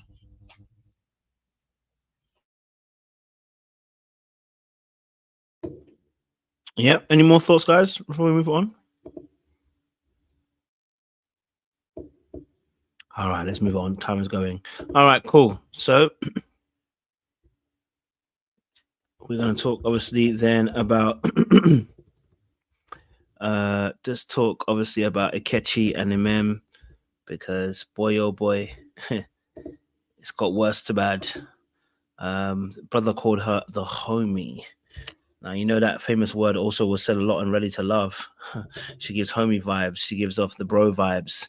You know what that means. They don't find you attractive. Okay. So I want to hear you guys' perspective on Akechi and MM. What are your thoughts on these two? What are you thinking about these two and their relationship? What do you feel? Who's willing to take the baton and run with it?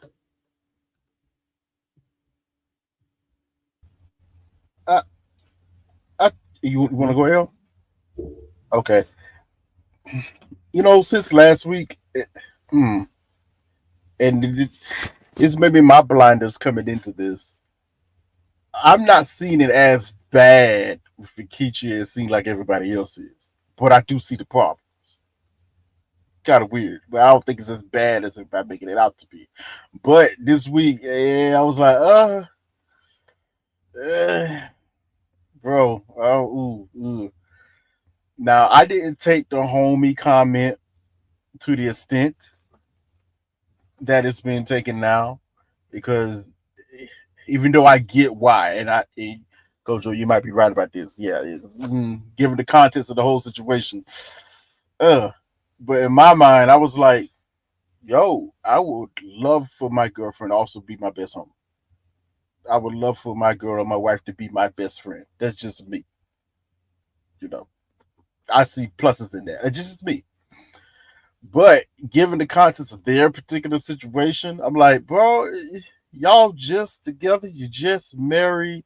You're right. When you pointed this out, Kojo, you're right. I have not once seen him affirm her in her beauty and him the liking of it. I'm like, Now, I've seen her affirm him to a certain extent, because at first she didn't do it either. So that's why I was like, well, hell, they're on the same page. What we could talking about. But this week she did kind of affirm him, saying that, oh, yeah, my man fine, this and that third. I was like, oh, well, okay, well, she's attracted to him. Is he really attracted to her? And when I'm forced to say I don't know, now I have to take stock to what y'all been saying, like, oh, okay, this might be a problem. This might be a problem. So yeah, I see where there's so many issues with this, because my main thing coming into this was the thing that jumped out to me was he is an emotional man. He's an emotional individual as a man. She's unemotional, because she said herself she's used to being very unemotional herself. She said it. I was like, oh, okay. I know where this could go. And it's probably not good, especially when the dynamic is flipped, when you have an emotional man and an unemotional woman. Because if you notice, he's looking for emotional attachment from her. He even said it to her this episode. And she even said, yeah, I'm just not used to doing that.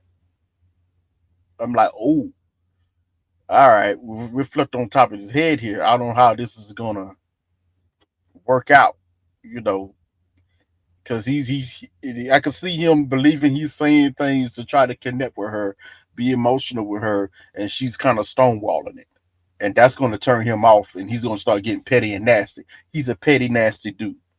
That's one thing I will say about him. He comes off as, when he gets his little feelings, he's going to be very petty. It's going to come off very nasty, and she's the type of person, she's going to be very stonewalled about it, and then she's going to tell you about yourself if you go too far with her.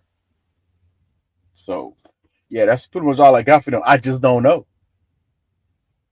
It's just weird it's one of those situations, and they could be selling on us, when I find it interesting. We see what we see on the show, but when you talk to them on the after party, it seems like they're solid. It seems like they're the only couple that's still solid after the fact. So I'm like, okay, what's going on here? Because we seen one thing on the show, of course, but when y'all talk on the after show, it seemed like y'all are only two, for the most part, is still tight and good. Everything's still fine. At least that's how they're talking. But we could be wrong about that. I don't know.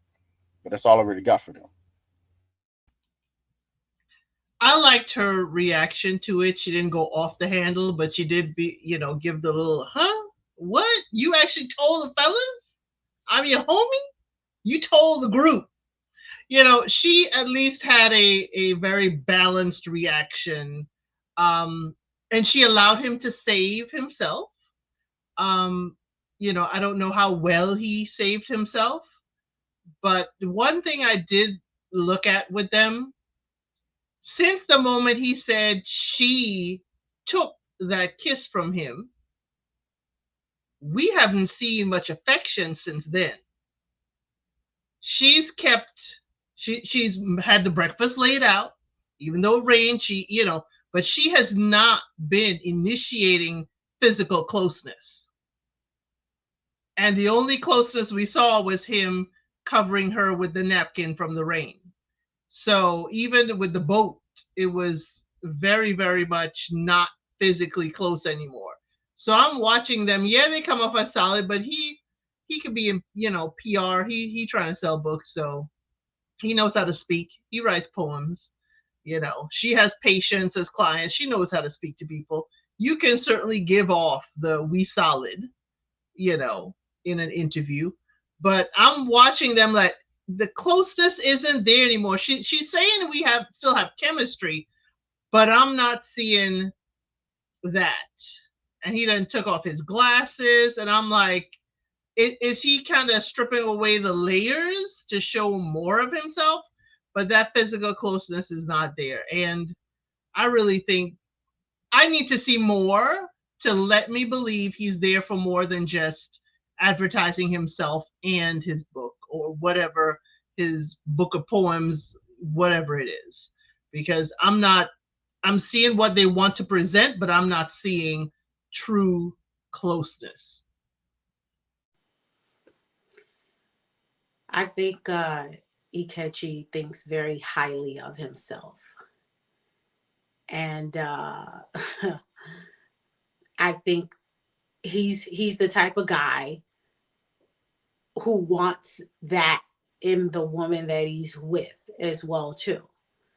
I think he has a distorted reality, but they managed to find a woman who adds to the distortion, because she's like, my man, my man, my man. And I'm like, what? So there's that. But also, I wish that we as women would do our due diligence when we're dating. And we're not taught that. It's not our fault. So we have to have compassion for ourselves. But to really like assess if the guy likes you. We just have no idea how many times men are with women that they do not like. There's a way you look and feel and are and you be when you know you are liked. And I'm just not getting that from him at all. And because of her lack of being able to be emotionally vulnerable, which in the after show, and she talked about her upbringing. And of course, she's her first generation Nigerian. No type of emotion at all. That's just really looked down on. And so she needs a certain kind of man who can affirm her and make her feel safe when she wants to be bold and go and kiss you. Not someone that's like, hey, everybody, I got kissed. And so it's only going to make her continue to keep close. And him, he has high expectations of her anyway, or unrealistic, because he has unrealistic expectations about himself. And so they will always just be disconnected. But I just don't think that he likes her or find her attractive. And again, there's just another couple I wish they just would stop playing the games. And that's that. I don't have much to say about them. I'm kind of just confused at why she just don't know this man don't really like her. I think she knows a little bit, which is why she got it. She clocked it when he said homie. She asked him about it because she was realizing some, a little bit of inconsistencies there. I think the other couple's perception of them, she kind of is like, yeah, really, but I know what's going on, behind the scenes. And I don't know. It's just something with Akechi or Ikeji. I don't want to mess his name, or Ike. Something just don't sit right. You know, he just seems just very performative to me. And yeah, I'm gonna leave that at that. I think she'll continue to dig into it and see if all the words that he's saying are lining up. But so far, he just says a lot of words, but I don't be seeing the actions. Talking about he's writing songs, but he ain't yet to deliver this song that he's you know, he wrote. And he's supposed to be writing a new one, but yet he's performing with the band at this ceremony. She asked him, am I your type? And he started talking about Michelle Obama and Kelly Rowland. Kelly Rowland ain't here. Michelle Obama ain't here. Bro, what is you talking about? Like, he just be talking. Like, and I guess maybe that's why he just agitates me a little bit, is I can't stand people that just be talking. He just be talking. You ask him a question, and there is no substance. El Cid, you just want to tussle with me today. Trust me, behind the scenes, we go tussle a little bit, because you just want to tussle and fuss with me. Yes, I don't mind people that communicate, but people that just be talking and the words don't add up, the math is subtraction, not addition. You ask a question, and it's just, you wind up in a whole nother place. Bro, what? I can imagine if my wife asked me, am I attracted to her? And I start talking about Kenya Moore and Kelly Rowland and Yaya DaCosta. What? Where they do that at? Where do they do that at? That's all I'm saying.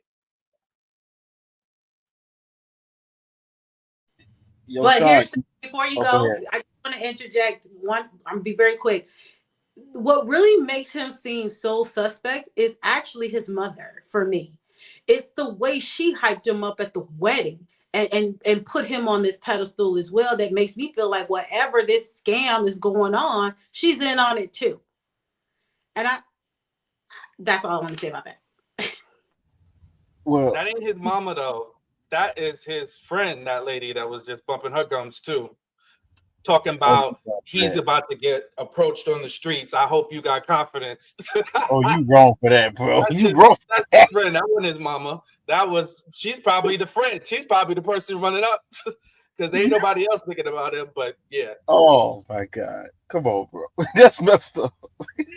That's messed up. No, you said between both of y'all, Latoya and Sean, two things I think was correct. Sean, you nailed it on the head. He's performative.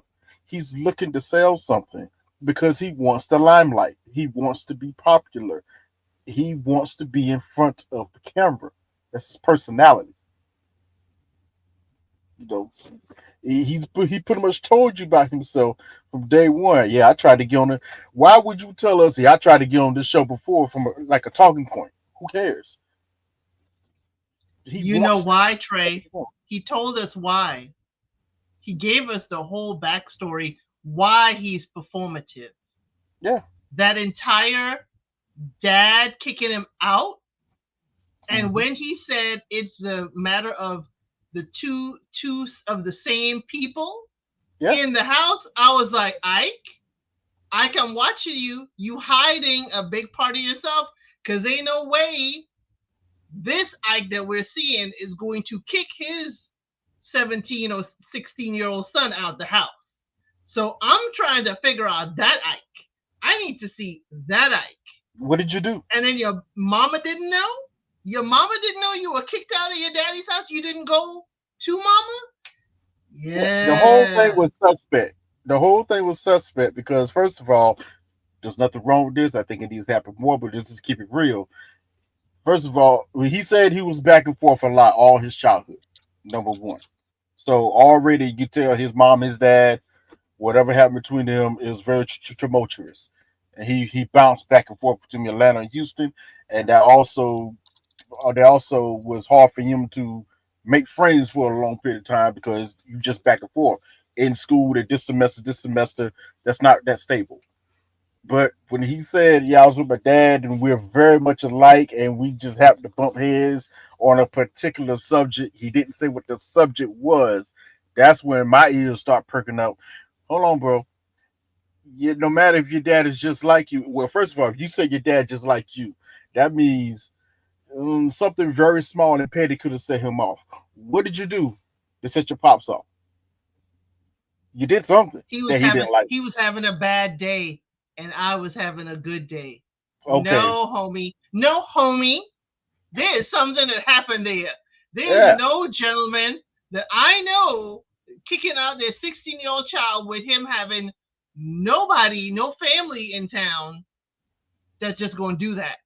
And he's just going to stay with friends. He stayed with older friends on dorms and stuff to let him crash on the couch. Didn't even let his mom know. But as soon as his mom found out, oh no, baby, woo. First of all, his mom is an enabler. That's why Sean say, oh, he's, she come out as a friend. Yes, his mother is an enabler. Anything he does, she's going to view it as gold. He can't do no wrong in her eyes. Where you get that from? How she's acting, and basically how he told the story. His mom. No, we met his mom. What are you talking about? That's not his mother. That's what I was telling Latoya. That's not his mother. Well, that's not his mom. Yeah, that wasn't his mother. That was a family friend or aunt or something. I don't know what. And that could be a wife. Oh, listen, my God! I'm not gonna dig into all of that, but that's not his mama. And clearly, his mama ain't enabling him because she put him out to go live with the pappy, and then she had to bring him out once she found that he was, unhoused again. All right, yeah, I'm gonna have to stop because you just say that. Who is this lady? Okay, yeah. You just blew my mind on that one.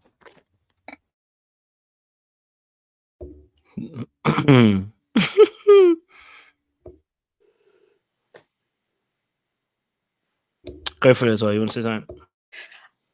I was just gonna, I don't want to say too much, but I see this all the time in certain cultures, right? It's not necessarily passed off in African American culture over in the United States, but this happens a lot. That's what I'm saying. That woman in front of him, well, now we know it's not the mom. We don't know who that person is and what they're in on. I've been to countries where the wife, the children, they will introduce them as sisters and brothers and will be in on the scam to get money or whatever they're out to get. So I just don't put it past them. And they just don't seem like they're trying to make it like less obvious either. That's all.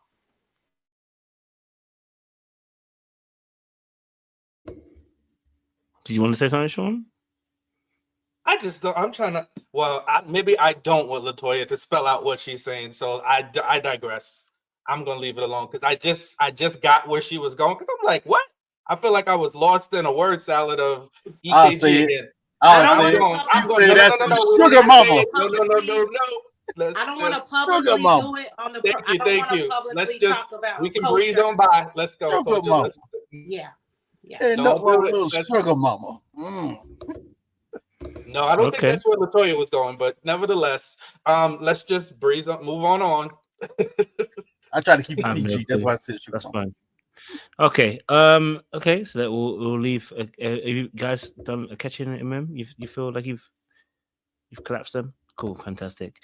All right. Cool. Last couple we are doing is obviously the famous Michele plus David. Okay. All right. Because is it too late to apologize? In this situation, the question is, is he too close? Because obviously he felt like, he wanted to talk to her. She felt like she didn't want to talk. She felt like he was crowding her space. She felt like he was doing too much. You know what I'm saying to you? Don't text me when you're at the pool asking if I'm okay. Don't text me to see if I'm doing all right. Don't text me to say you want me to come down by the pool. Okay. In fact, when I say give me space to here, to the moon and back. Okay. In fact, just don't be on the same planet. Don't even breathe the air that I breathe. You know what I'm saying to you? Yeah. You must be an atom and a particle because all I care about is you not being in the same space that I am in.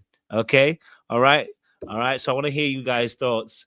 What do you guys think? David, doing too much? Michele, not doing enough? Michele, right in her right mind to say so? Or David, being a bit too picky and too anxious. Yes, El Cid. Okay, we married strangers. What are we supposed to do to get to know each other? Not have conversations, not talk, not ask questions. If David didn't check in with her, we would be saying he was there for clout. He was just there for a vacation. He didn't spend any time with his wife. That's what folks will be saying.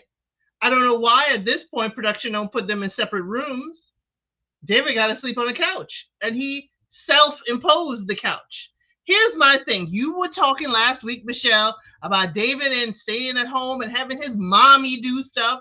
But guess what? You got an attitude in Mexico. We in a beautiful place, vacation. You can't even see the beauty and enjoy it. You can't even enjoy the water events with all the other couples.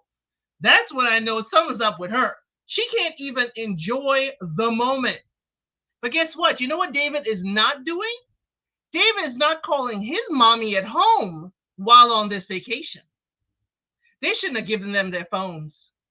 Those phones should stay tucked away with production. But she's calling her friends. She's calling her mommy. She's calling everybody at home. So while he may be living in the basement, your mind is all the way home with your friends. And you're not even present in the moment. So you get the ick, you're overthinking, you want space. It doesn't seem like the space you want, you're using it effectively to come together to see how can we move forward. You're stuck in the mud with no way out. You're just spinning your wheels. Production then sends David, because you know David don't want to talk to her. I can see David is like, give me a whole other room. I'm going to go hang out with the fellas, with other people. But production is like, we got to film you all together. Y'all are married. So David is saying minimal now. I'm going to just chill. I could go golfing. I could do what I want to do. I'm going to just whatever. I'm going to be separate from you. David is giving you the space. Now you got a problem. Now you got a problem. He's giving you what you want. Michele, you may be independent, but you don't know what you want. And if you don't know what you want from this man, or even how to express it, there's no way you can move forward. You might as well just give up. Now, everybody's looking at you because even MM says, we could enjoy the day together. It was a wonderful day. What happened? She was kind of like, Michele, you ain't even get in the water and we on this fabulous boat.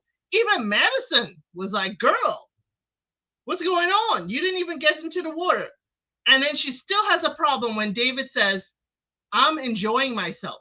That is a problem. I cannot fathom. He's like, yeah, I'm good. I'm enjoying myself. So whenever somebody has a problem with someone being happy in a moment and they cannot even understand it, I look at them sideways. It's like, why is happy grinding your gears? But that whole thing, I wanted to get on her about those phone calls. Production should have never given them back their phones. I'm sorry. She would have had to deal with it. But I think they should, at this point, get them that first night separate rooms. There's no reason David should be sleeping outside by the pool overnight because either he doesn't want to go back to that room or she prefer to have her space still. They should have gotten him a separate room. But Michele, she needs to just go home.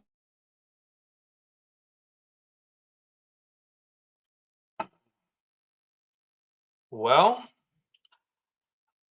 I'm going to try to have to muster up a little bit of empathy, but you get what you get. You know what I'm saying? Like, you be asking for preferences. They both ask for a very specific preference. And I just happen to love it for them. Because, look, I just feel like when people ask for something just very specific like that, like Michele's asking for a light-skinned black man, that's just such a very specific request. Ugh, cringy. David, who's ostensibly, if we want to go with Puerto Rican, I'm not going to do race politics with us today, but he's not European. We'll leave that there. Is asking for a very blonde-eyed, blonde-haired, blue-eyed woman.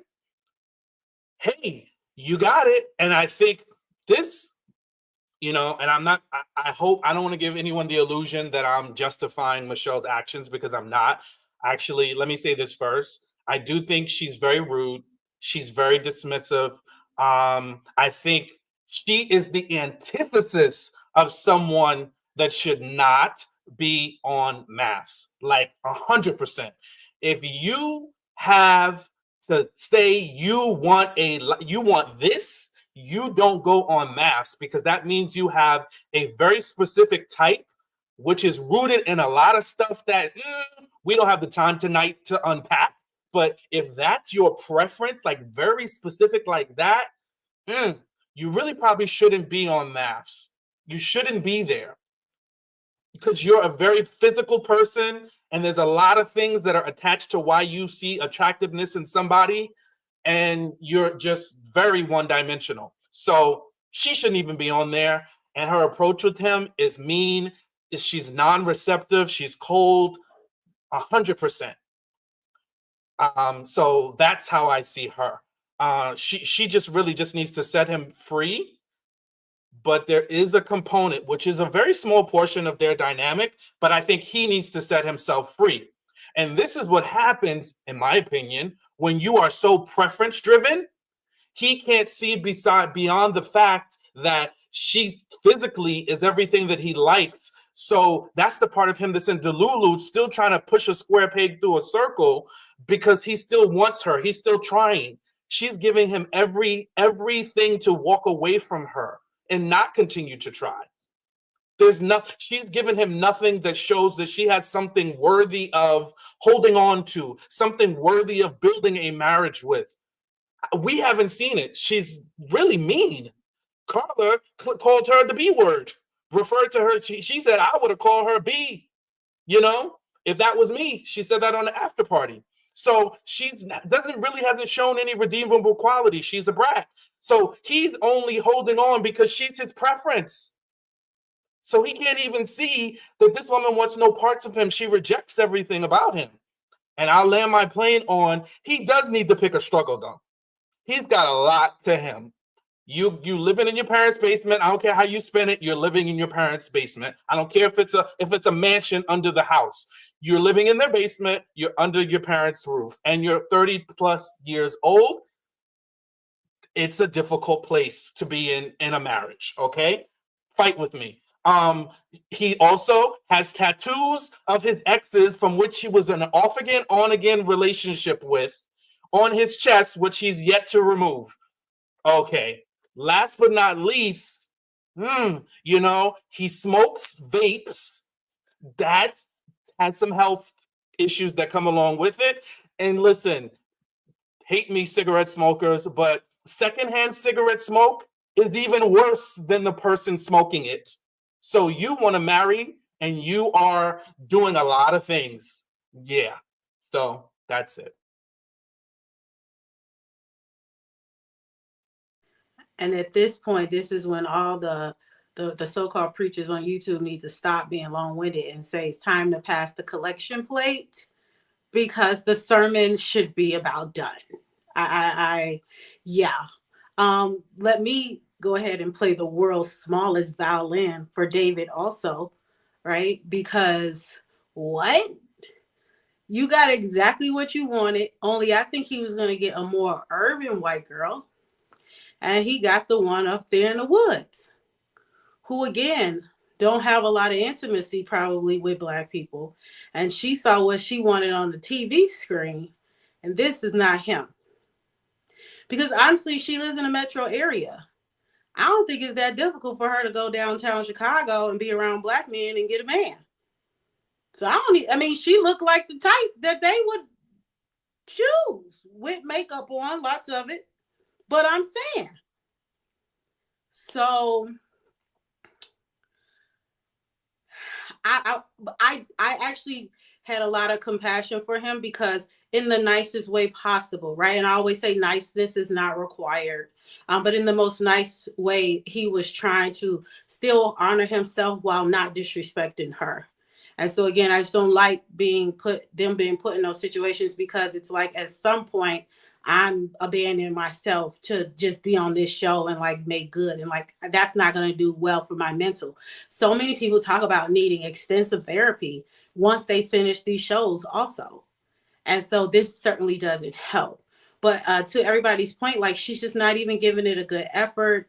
Again, she seems really shallow. If you're going to do something like this, then you have to be willing to, if you know that, again, you do have to want to kiss them, but to also build that. Because I even, not that I'm attracted to him, but like I saw him differently in a way that was more compassionate, because the way in which he handled his reactions with her when she was taking digs at him all the time, I was like, okay, but I just don't like the dynamic, but I just don't feel sorry for either one of them. At all. And I hope that he does that before they go back to Chicago, that production at least honors him more enough than him sleeping on like outside by the pool. Like, to me, that would have been unacceptable. I would have been like, y'all need to give me a place, another room. So it was hard to watch. I feel like it's going to continue to be hard to watch. But I don't feel sorry for either one of them. That's it.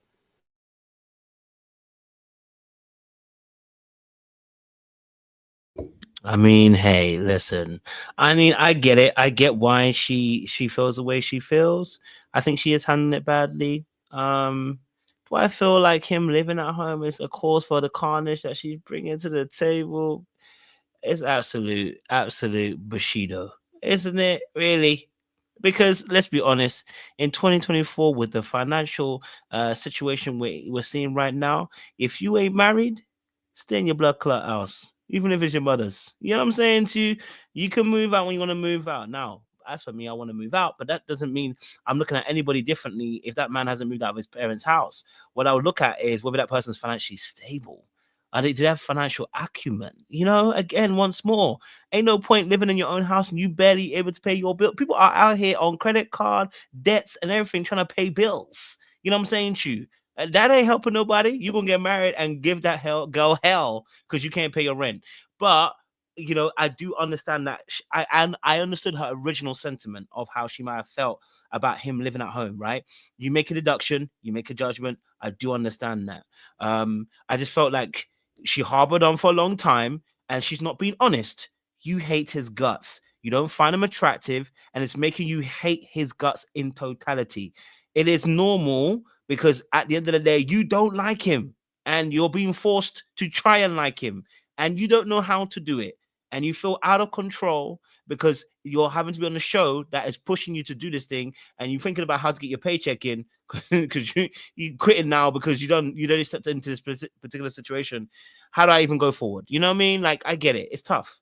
But the reality is, if she doesn't tell the truth about how she feels, she's going to fall into a place of gaslighting.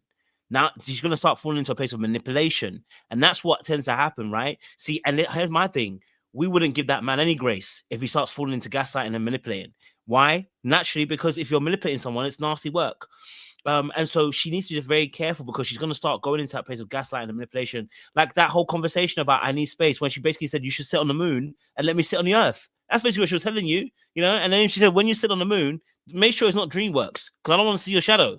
You know what I'm saying to you? Like she really was almost in a sense of like, give me room to breathe. And when I'm breathing, don't breathe. It's like, hold your breath. And I say that to be so facetious, but what I mean in a sense of it, in aspect, is that she isn't being all the way honest about when she says, give me space, but there was no time boxing around the space. In fact, the give me space was almost like, give me the whole day. Oh, you want the whole day to not talk? I barely speak to you now. I asked you to go to the beach with me. Let's go for a walk, something a little bit more simple to build up the intimacy. You don't want to go. And in fact, you're even calling me, not calling me names, but labeling me in a certain way when I'm trying to create more of that dynamic. Now, do I think he could ask questions in a better way and do follow-up questions after? Yeah, because he's kind of shit at doing it. Let's be honest. He asks us questions, and then when he asks a question, he defaults very quickly. Like when he asked her about, has she been in a relationship before? She said, yeah, 6 years. There was no real follow-up question apart from, yeah, I've been in a relationship 12 years. And it's almost as if he asked a question to then fill in. So I can see that he can work on that aspect, and his anxiety is a bit of an issue in that space. You know, but you know, I think you know that she's not really trying. But again, like I said, if you're not attracted to that person, it's very hard not to do. It's very hard to do it, and that should go for both men and women. When they struggle to be in that place, they struggle to do it. But you're gonna have to be honest, otherwise, it's going to lead into you being manipulative, and you being gaslighting, and you being actually colder than you actually want to. So, yeah. So yeah, I'll just leave it there. You know.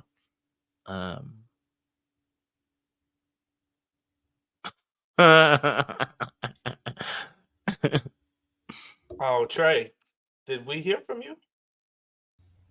No, I was having little Wi-Fi issues. Want to cooperate. I guess I'll make it real quick. You know, I'm not one for pettiness. I don't like it. You know, I feel like it doesn't get you anywhere. But I cannot lie. In this moment, for this small window piece of time, I was really rooting for David. You know, it's time to get just a little petty. Just because she's pushing. She's pushing it, and it's Sean said it earlier. It's gotten to the point where it's rude now. And to me, I don't care if we don't like each other. You could be not attracted to me. I could be not attracted to you. That does not give you the reason to be rude to another person at all. And that's the part that really turned me off. I'm not going to get mad at her for not being attracted to him. She's just not. We caught that from Jump Street as soon as she met him, and he started word vomiting his situations because it's a lot. Sean was right. It's a lot going on with you, bro. It's too much. It's too much. Like, you are not stable. You are not ready to be in this situation, at least from a macro standpoint. Funny thing is, at least from Latoya spoke on this, at least from a micro standpoint, how David has showed up, that tells me he at least has the capacity to know how to show up in a relationship, to know how to try to deal with somebody on a day-to-day basis, to try to actually do what you can to be there, to actually show effort, and to try to build a relationship with somebody. At least he has done that. So that shows a lot for his actual character, to a certain extent. Just his character. That's where it's going to stay at. But homegirl, nah, she got to go. And honestly, what I really think is happening is almost seeming like she's trying to force David to call it off first, to make it his decision and his fault. Because God's honest truth, if she's really feeling the way she's feeling, how she's been talking to her friends, her mom, and to the rest of the castmates, how she's been feeling. Well, if I was there, if I was one of the ladies, if David would have said something like that, my immediate question would be, well, bro, if you really feel like this, why are you here? You know you can't, you're not going to be able to deal with her and be in this, then go. So why are you still here? You know, because I can't admit defeat. I want, as you said, I want him to leave me so I can be the slighted bride and the victim. I don't want to be the perpetrator. So I will push him and tell him, go sit over there. And then it's going to push him over the edge, and he's going to be, I'm out of here. But you see, David, you know, I'm going to say, he in the gym, he know about personal pain and punishment. he gonna sit there and stick it out. He's not going to give her the satisfaction.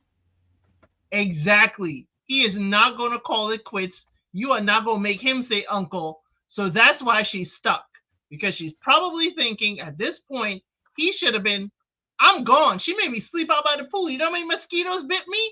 She's thinking he going to call it quits. And he's like, I made the toughest stuff. You going to have to say uncle yourself. Mm-hmm. Yeah, that's what it is. I think she's crashing out, you know?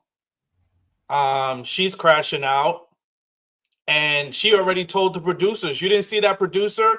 They broke the fourth wall, and the producer on the boat She said, I don't know if I can do this. Those producers are talking her to staying in this thing. She is not that calculated. You know, she's ready to go at any moment's notice from the first night. From the first night. And I think he kind of asked her a similar question, like, is she attracted to him or something? She said something like, you remind me of the genie. So now we've gone from Michelle Obama and Kelly Rowland to fictional cartoon characters.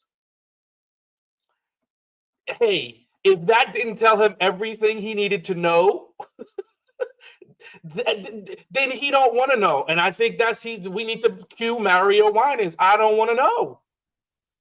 If you playing me, keep it on the low. He don't want to know because he's like, I'm happy.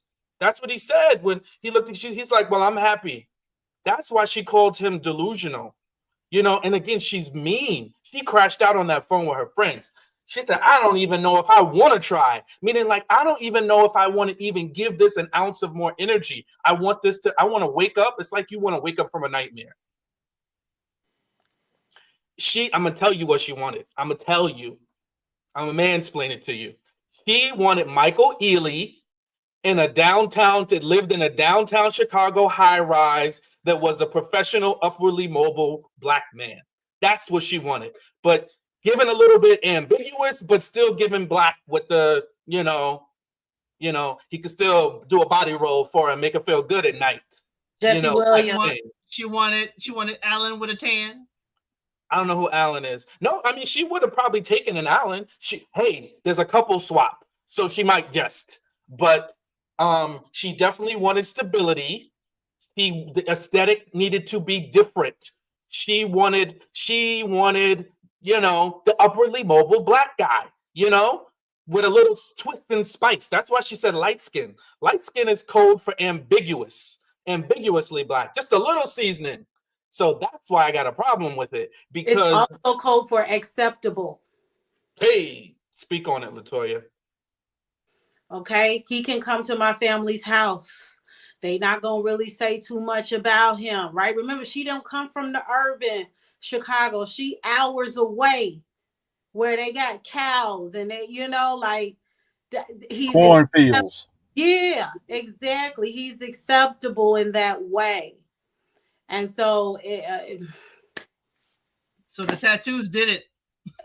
And I'm loving y'all because what y'all gonna do is y'all gonna give a man a whole lot of money. You know, you're gonna give these maths men a whole lot of money. You know, what was the one, Steve No Jobs? You know, we don't know. He's an app developer. He travels the world. He's got a trust fund. He's invested in Bitcoin. You have no clue.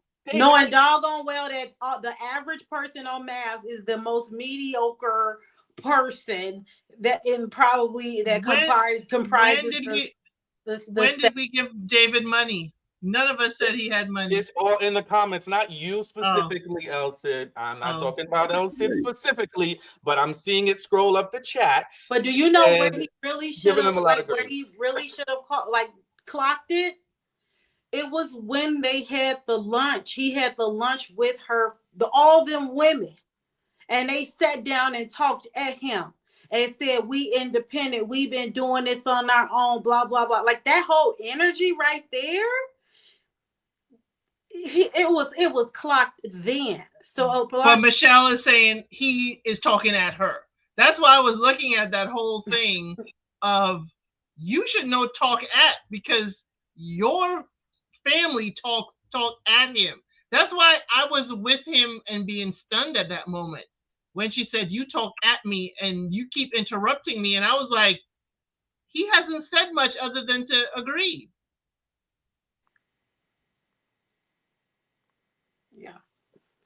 Yeah, I didn't like that part. She had the nerve to call him delusional when she was actually projecting her delusional state onto him. It was all projection. All of it. Every single word she spoke. Though, Trey. Okay, wait a minute. What was he actually delusional about? Because everything that he said, he's very aware of his situation. No, he's not. He's delusional in thinking that there's something to work on with her, that it's worth it to keep trying to talk to her and try to find a way in the middle. You know, when she says she wants space and he's still reaching out to her, space means she's telling him, I want you gone. And Now, he's But not. is he He's gonna, delusional? I yeah, see Or that. is it Steph, I see that undefined? differently. It's he's not reading undefined. he's not reading the room. That's He's why not in the room.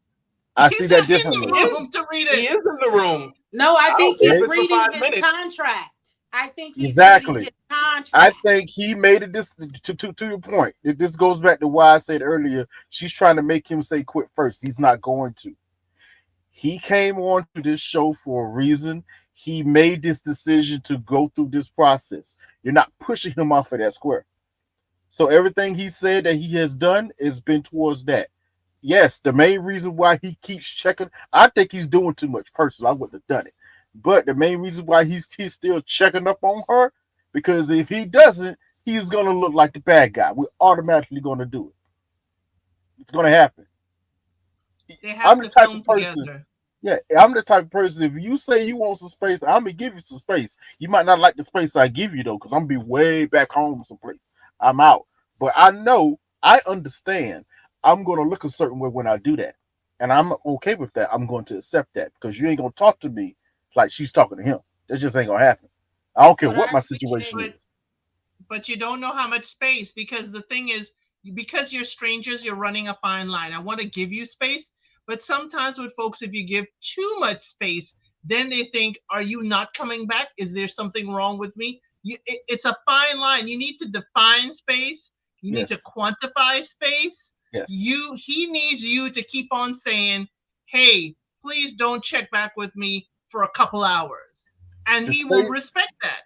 The space was never specified to begin with. That was the issue when she said, I need a little space. My mind went, how much space do you need? He didn't ask, really. She didn't tell him.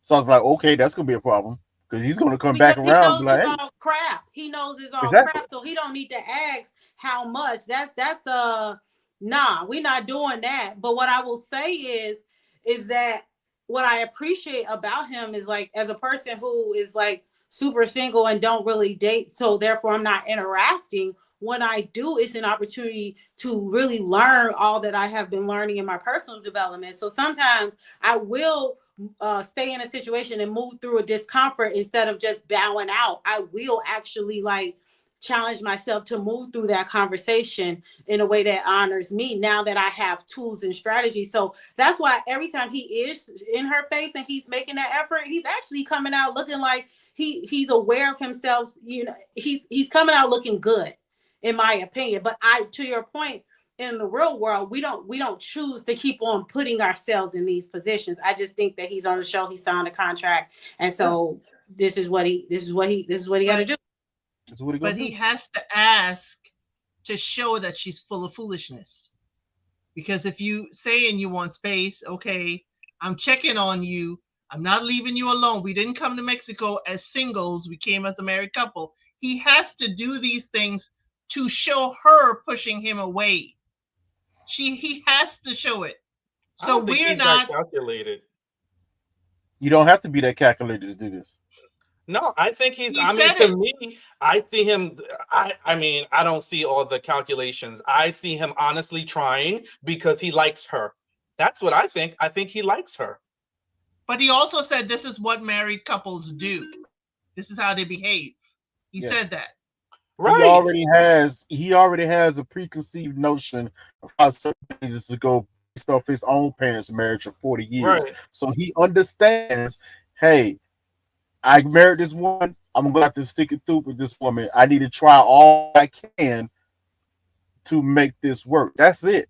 That's his main thing he's going off of. Because he's been steadily trying to get to know her. She's been stonewalling it. So 100%. The only thing he can do is just continue to ask questions. Hey, is it me? Is what's going on? If you don't like me, say so. But she's saying so, but she ain't really saying so. It's like, it's hot and cold.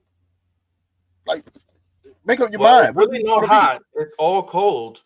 Oh yeah, it's really cold. No hot, unfortunately. Yeah, there's no hot. There's no hot. There's no hot. Yeah, I think that's my point. Is I think he is legit trying because he likes her, and I'm just agreeing that the part of him that is delusional is the part of him that thinks there's something worth trying, and that's what she's saying to him. Rude, mean, but she's telling him, bro, it's like somebody saying, don't even try it. She's like, don't even try it. She circled around back to him again and told him again, I find it very unattractive that you're living at home. She's like, how has that worked out for you? As she looked at him with the look of disgust. That's her telling her there's no shot in hell. You don't have a shot in hell, buddy. Like, and him saying, you're the one calling home. You're the one calling Boohoo home. Right. I mean, come on. Yeah, there's no argument there. My point is that your mommy. She's giving him all the signs that she wants no parts of him in the most rudest, meanest way possible. But yet his response to that is doing all the things that someone does in a healthy relationship to try to navigate, navigate conflict. There's nothing to navigate with her because she does not like him at all. Like, she actually dislikes him. It's not even like, I don't like you, I'm not attracted. She dislikes him. So it's like hard for him to keep trying and pushing forward where she's giving him nothing to work with. And that part, I do really feel sad for him because I think he honestly likes her, but she's giving him zero, like, negative energy. So that's the delusional part that she's trying to point out to him, which is still mean, but I think that's what she's saying to him. I think, to your point, Sean, but I'm gonna push back just so slightly, just a slight. I think from the beginning up until a certain point, yes, he liked her. Up to a certain point, he liked her. Then it got to a certain point where he realizes this ain't going right. Nothing about this is going right. I think he's done fell out of like of her. So now he's just treading water. He's like, you know what? Yeah, this ain't going away, but yeah, you ain't about. I'm not that stupid. You ain't about to catch me flat-footed on here. Nah, I see what's happening here. You ain't about to push me off my square. Like it's not. You don't have. Go ahead, El. That's why he was paying attention when Allan was saying about his problems. Exactly. He is observant. If you haven't noticed, he's been very observant of what's going on around him. I'm not saying he's like a mastermind or anything clocking all of this, but you don't have to be. Honestly, just being observant what's going on around you, he does talk too much. That's the thing about it. He talks way too much. But he's observant. He's seeing what's going on. He's like, you know what? Let me continue to do what I'm supposed to do. And I'll turn out all right on this. Because she's the one's coming off looking crazy. Yeah, and I see him too as getting frustrated, and I can it's so palpable, and that's where I do have some compassion for him because he is trying everything he can do. He's twisting himself into a pretzel saying, maybe if I give you some space, until they're having that conversation outside, and he was like, I got you. Now I'm going to give you some space because now I need a break, and it just might be all day, now I need a break. And what was her response? She sipped her tea. She sipped her tea. She was like, sounds about right to me. You know what I mean? Like, she's disinterested. But then she had the attitude like, why is he upset when he walked off to get water? She had that attitude of like, I'm just telling you like it is. And that to me is what I don't like about her. I think the crash out is that she is starting to see herself. She's starting to see how bad she's looking because everybody else had a wonderful day off the boat.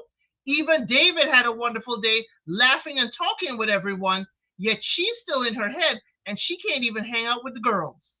That she is totally messing up herself and seeing herself as the villain. And this is not what she wants. She is not a villain, not at all, but how she is behaving. I think there's one thing that I think she needs to work on is, yes, you are going to get into hiccups. Yes, you are going to overthink, but at some point you need tools to self-soothe. And then how do you get out of that rut? And how do you move on positively? She is a villain, though. She's definitely a villain because she is spoiled and entitled, and she's also self-admittedly very controlling. So that's what she said. And people that like to control to that extent, I mean, we all do, but like to that extent, are very like the path to them is very narrow. And that makes you villainous because there's people in your wake that you lay that are just hurt, and she is legit hurting him. Probably not her intention, but get this, she even said it. She's like, I see myself being very mean to him, and he doesn't even deserve this. So she's able to see her behavior and see how toxic it is becoming. But she still can't bring herself in, to your point, Elsid, and self-soothe to have the conversation the right way. I don't think there is a world which Michele and David can coexist. It's too much damage. It's too much. So she just needs to get to the point where she can just say, hey, listen, I wish I could have given this a shot. Maybe we can try this as friends. We've seen it happen with other couples. Let's sleep in separate bedrooms. Let's try to make the best of this. Maybe talk off camera. Hey, listen, this ain't working for me. Every time I hear something else come out your mouth, you tell me about a tattoo. We got to go on a tattoo removal date. You know what I mean? Like everything is just causing her to just dry up. So she just needs to find a way to respectfully tell him off the scenes, listen, bro, I see you're a nice guy. I don't want you to keep trying. Let's just get through what we have to get through and make this a friendship pact. Honestly, I think a show like that would be better because what the reality is that when the minute you start interacting with someone, no matter what, it begins to mirror what your flaws are. That's why sometimes you have to challenge yourself to move through it. You may not know what it is until you're in the presence of someone else. And so immediately you can see what her flaws is. And even the other one, I forgot her name. The one Madison with Allan. Yes. And it's like, I wish that they had therapists there that could give them a fast feedback, but also Kojo talks about this a lot. Like they also have to agree to radical accountability. Like, and they ain't gonna do that. Like if they came up to her and was like, girl, you're an asshole in their doctor therapist way. They did. Even if the relationship was going, or even if they were coaching them, even if it wasn't a show set up to where they got married to the point where they had to be around these toxic relationships, but maybe it was about how do you actually break up with someone, right? And maybe they got tools and skills to do that. I just feel like this would be a better show than what they're doing. But they did, Latoya. When the producer asked, do you remember why you wanted to get married? But that's not but I need a therapist, not the producer who would pay me 2 salaries if I'm the producer therapist now. we actually don't get to that until they come back from the honeymoon, when the experts check in on them. That's when that is supposed to happen. So it's coming, and I can see them trying to hold on, the producer trying to keep them into this for that to happen. And a side note, be done quicker. I think it needs to be done quicker. I think they need to there needs to be a certain show where like this is like the therapists are heavily into it as they're going through these. They need the therapist more than the phone. Sometimes they have been seasons, especially on the season with what's that chick name that broke up with old boy a couple of seasons ago on the honeymoon? We said her name in the chat. What was her name? Alyssa. If you remember, during that whole debacle, they actually called, was it Pastor Cal or whatever? They had them call in because it got so bad he had to get called in to have a conversation with the both of them. So it has happened, but it has to happen to a certain point for them to step in for something like that, because it's normally that's scheduled for the week they come back. Like that first week they're back, that's when the experts start stepping in, like, hey, what's going on with you? How we can make this work? Blah, blah, blah, blah, blah. But I will say, and this is just a personal thing on the side note, I do like it better, as Sean said earlier, when they break the fourth wall. I like when all of a sudden we see them having conversation with the producers outside and the cameras catching it, because you actually find out a whole lot more than what they actually try to present to us on camera. You know, because never forget, this is all a presentation because everybody wants to come off looking nice. You know, nobody wants to look bad. But Wise. I like it but I love it when we break the fourth wall. Just me personally, for the drama sense of it all, because we found out a whole lot more, or a lot of our opinions tonight was confirmed a whole lot more when that producer stepped in and started talking to her on a multitude of things. I went, aha! So we ain't crazy. Yeah, you tripping. Tripping hard. And we just 1 second, guys. Let's just all look at Kojo real quick. He sleep? Oh, what's going on?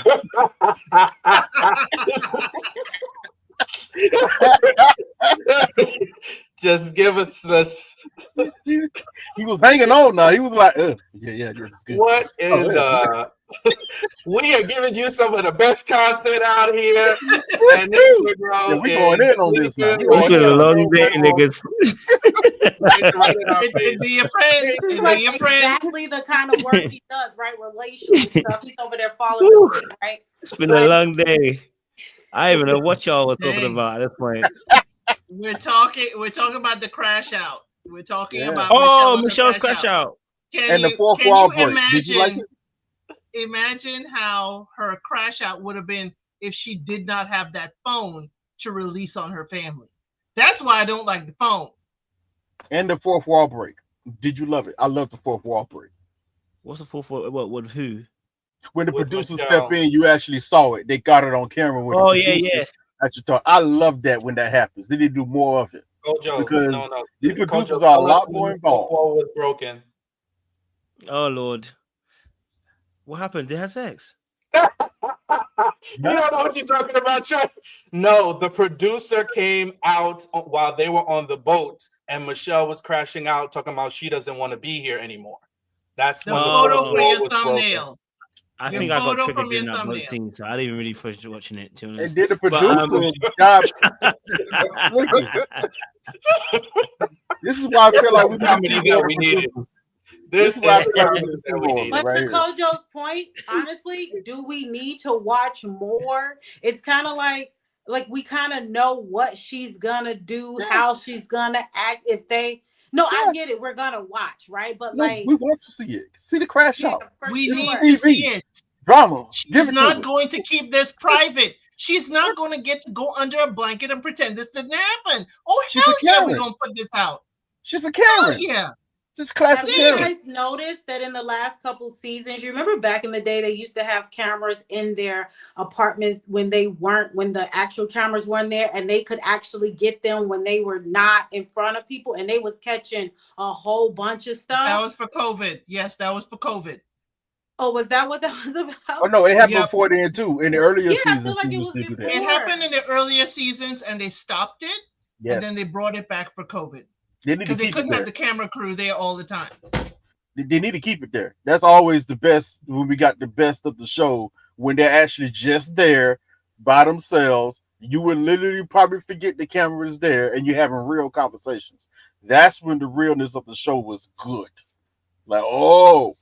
Like, because we wouldn't know certain things, but then they show like a scene with them hanging out watching a movie with no cameras around, and then it would be like, oh, that's why she's saying it's like this, because you was gaslighting her all this time every night y'all was watching movies together. This is, and I like, yes, bring that back. I feel like we'll have more clarity as well. Listen, i.e., I know we hate to bring it up, but i.e. Hurricane K from some seasons ago. It was woo.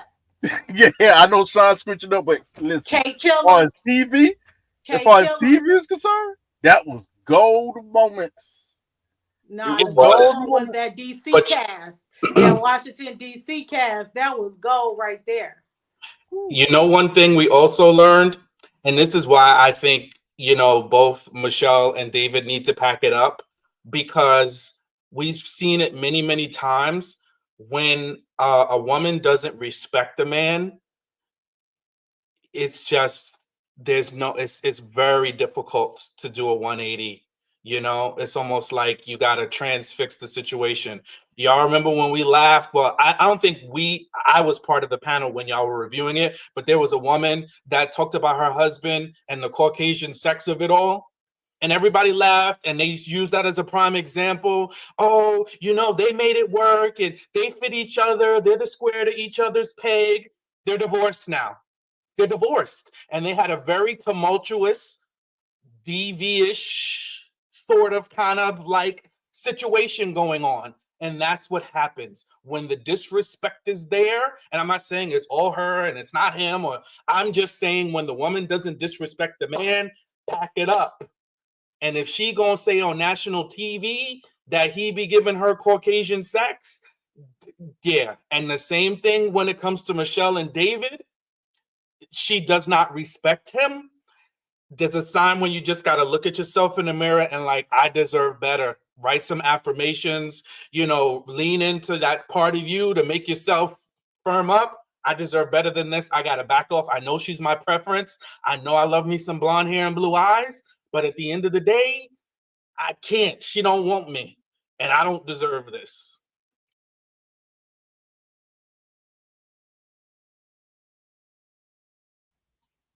Wrap it up, Kojo. Don't be Ramses. I'm ready for the benediction. How is he like Ramses? What? I said, don't be like Ramses. You're diabolical. I heard wrap up. I heard benediction. I said, Lord have mercy, what is going on? I said, what did I wake up to? I fell asleep for a little while. That was nasty. I woke up in hell. Kojo, just let us know when you're ready for us to just kind of conclude. I'm ready to. Because you acting like Michele right now. You're being disrespectful in our faces. You didn't even shut the camera off. Winked into the camera sleep. Like, what in the... That's what happens when you get an automatic shutdown. Y'all saw the way he ate that popcorn like it was a Wagyu steak. Come on. That's the problem. The sugar rushed, and then it went. That's what you get. You're not young anymore. You can't do those things. So I'll teach you. Yes. Sean, if you could give us a benediction. Oh boy. So listen, I think I will have to say, and I hope I'm speaking for everybody on this, we are loving this season of MAFS. I think this is what we come to MAFS for, you know, no diabolicalness, but just a little, you know, a little stuff to be really going on in relationships that we need, that we can learn from, you know, whether it's, you know, how to manage our finances together, how to build a household, how to sacrifice, how to compromise. I think we're seeing that. We're seeing, hey, what's your deal breakers? Is it fashion? Is it broccoli? Is it, you know, is it swim trunks? Is it falling off a boat? You know, where's your boundary? You know, and also I think we've also seen here how to answer questions clearly. Like, we need to not be using word salad. Let's be direct. You know, our actions need to match our words. You know, they're in tandem, and love is a verb. So it's actionable. So, you know, if we're looking to be with our spouses, and I'm talking about Akiche and Imem, you know, brother, we need your actions to line up with your words. We know the words are great. They're wonderful. They're plentiful, but we need them to meet the actions. And that's something for all of us. And last but not least, Michele and David, you know, I think Fantasia sums it up so well with her beautiful song. If you don't want me, then don't talk to me, you know. And David, go ahead and free yourself. Back to you, Coach. Yes, thank you very much, Sean. And thank you, panel El Cid, Latoya, Trey. Thank you so much for covering me whilst I was falling asleep. Long days, long nights, as always. But listen, audience, thank you as well for joining us. You know, we'll be back next Thursday as well to talk about some more Married at First Sight. It's been good stuff. I can't lie to you. I've enjoyed this season, actually, to be honest. It's a far cry from the Bushido that happened last season. So, you know, we're enjoying the new festivities as well.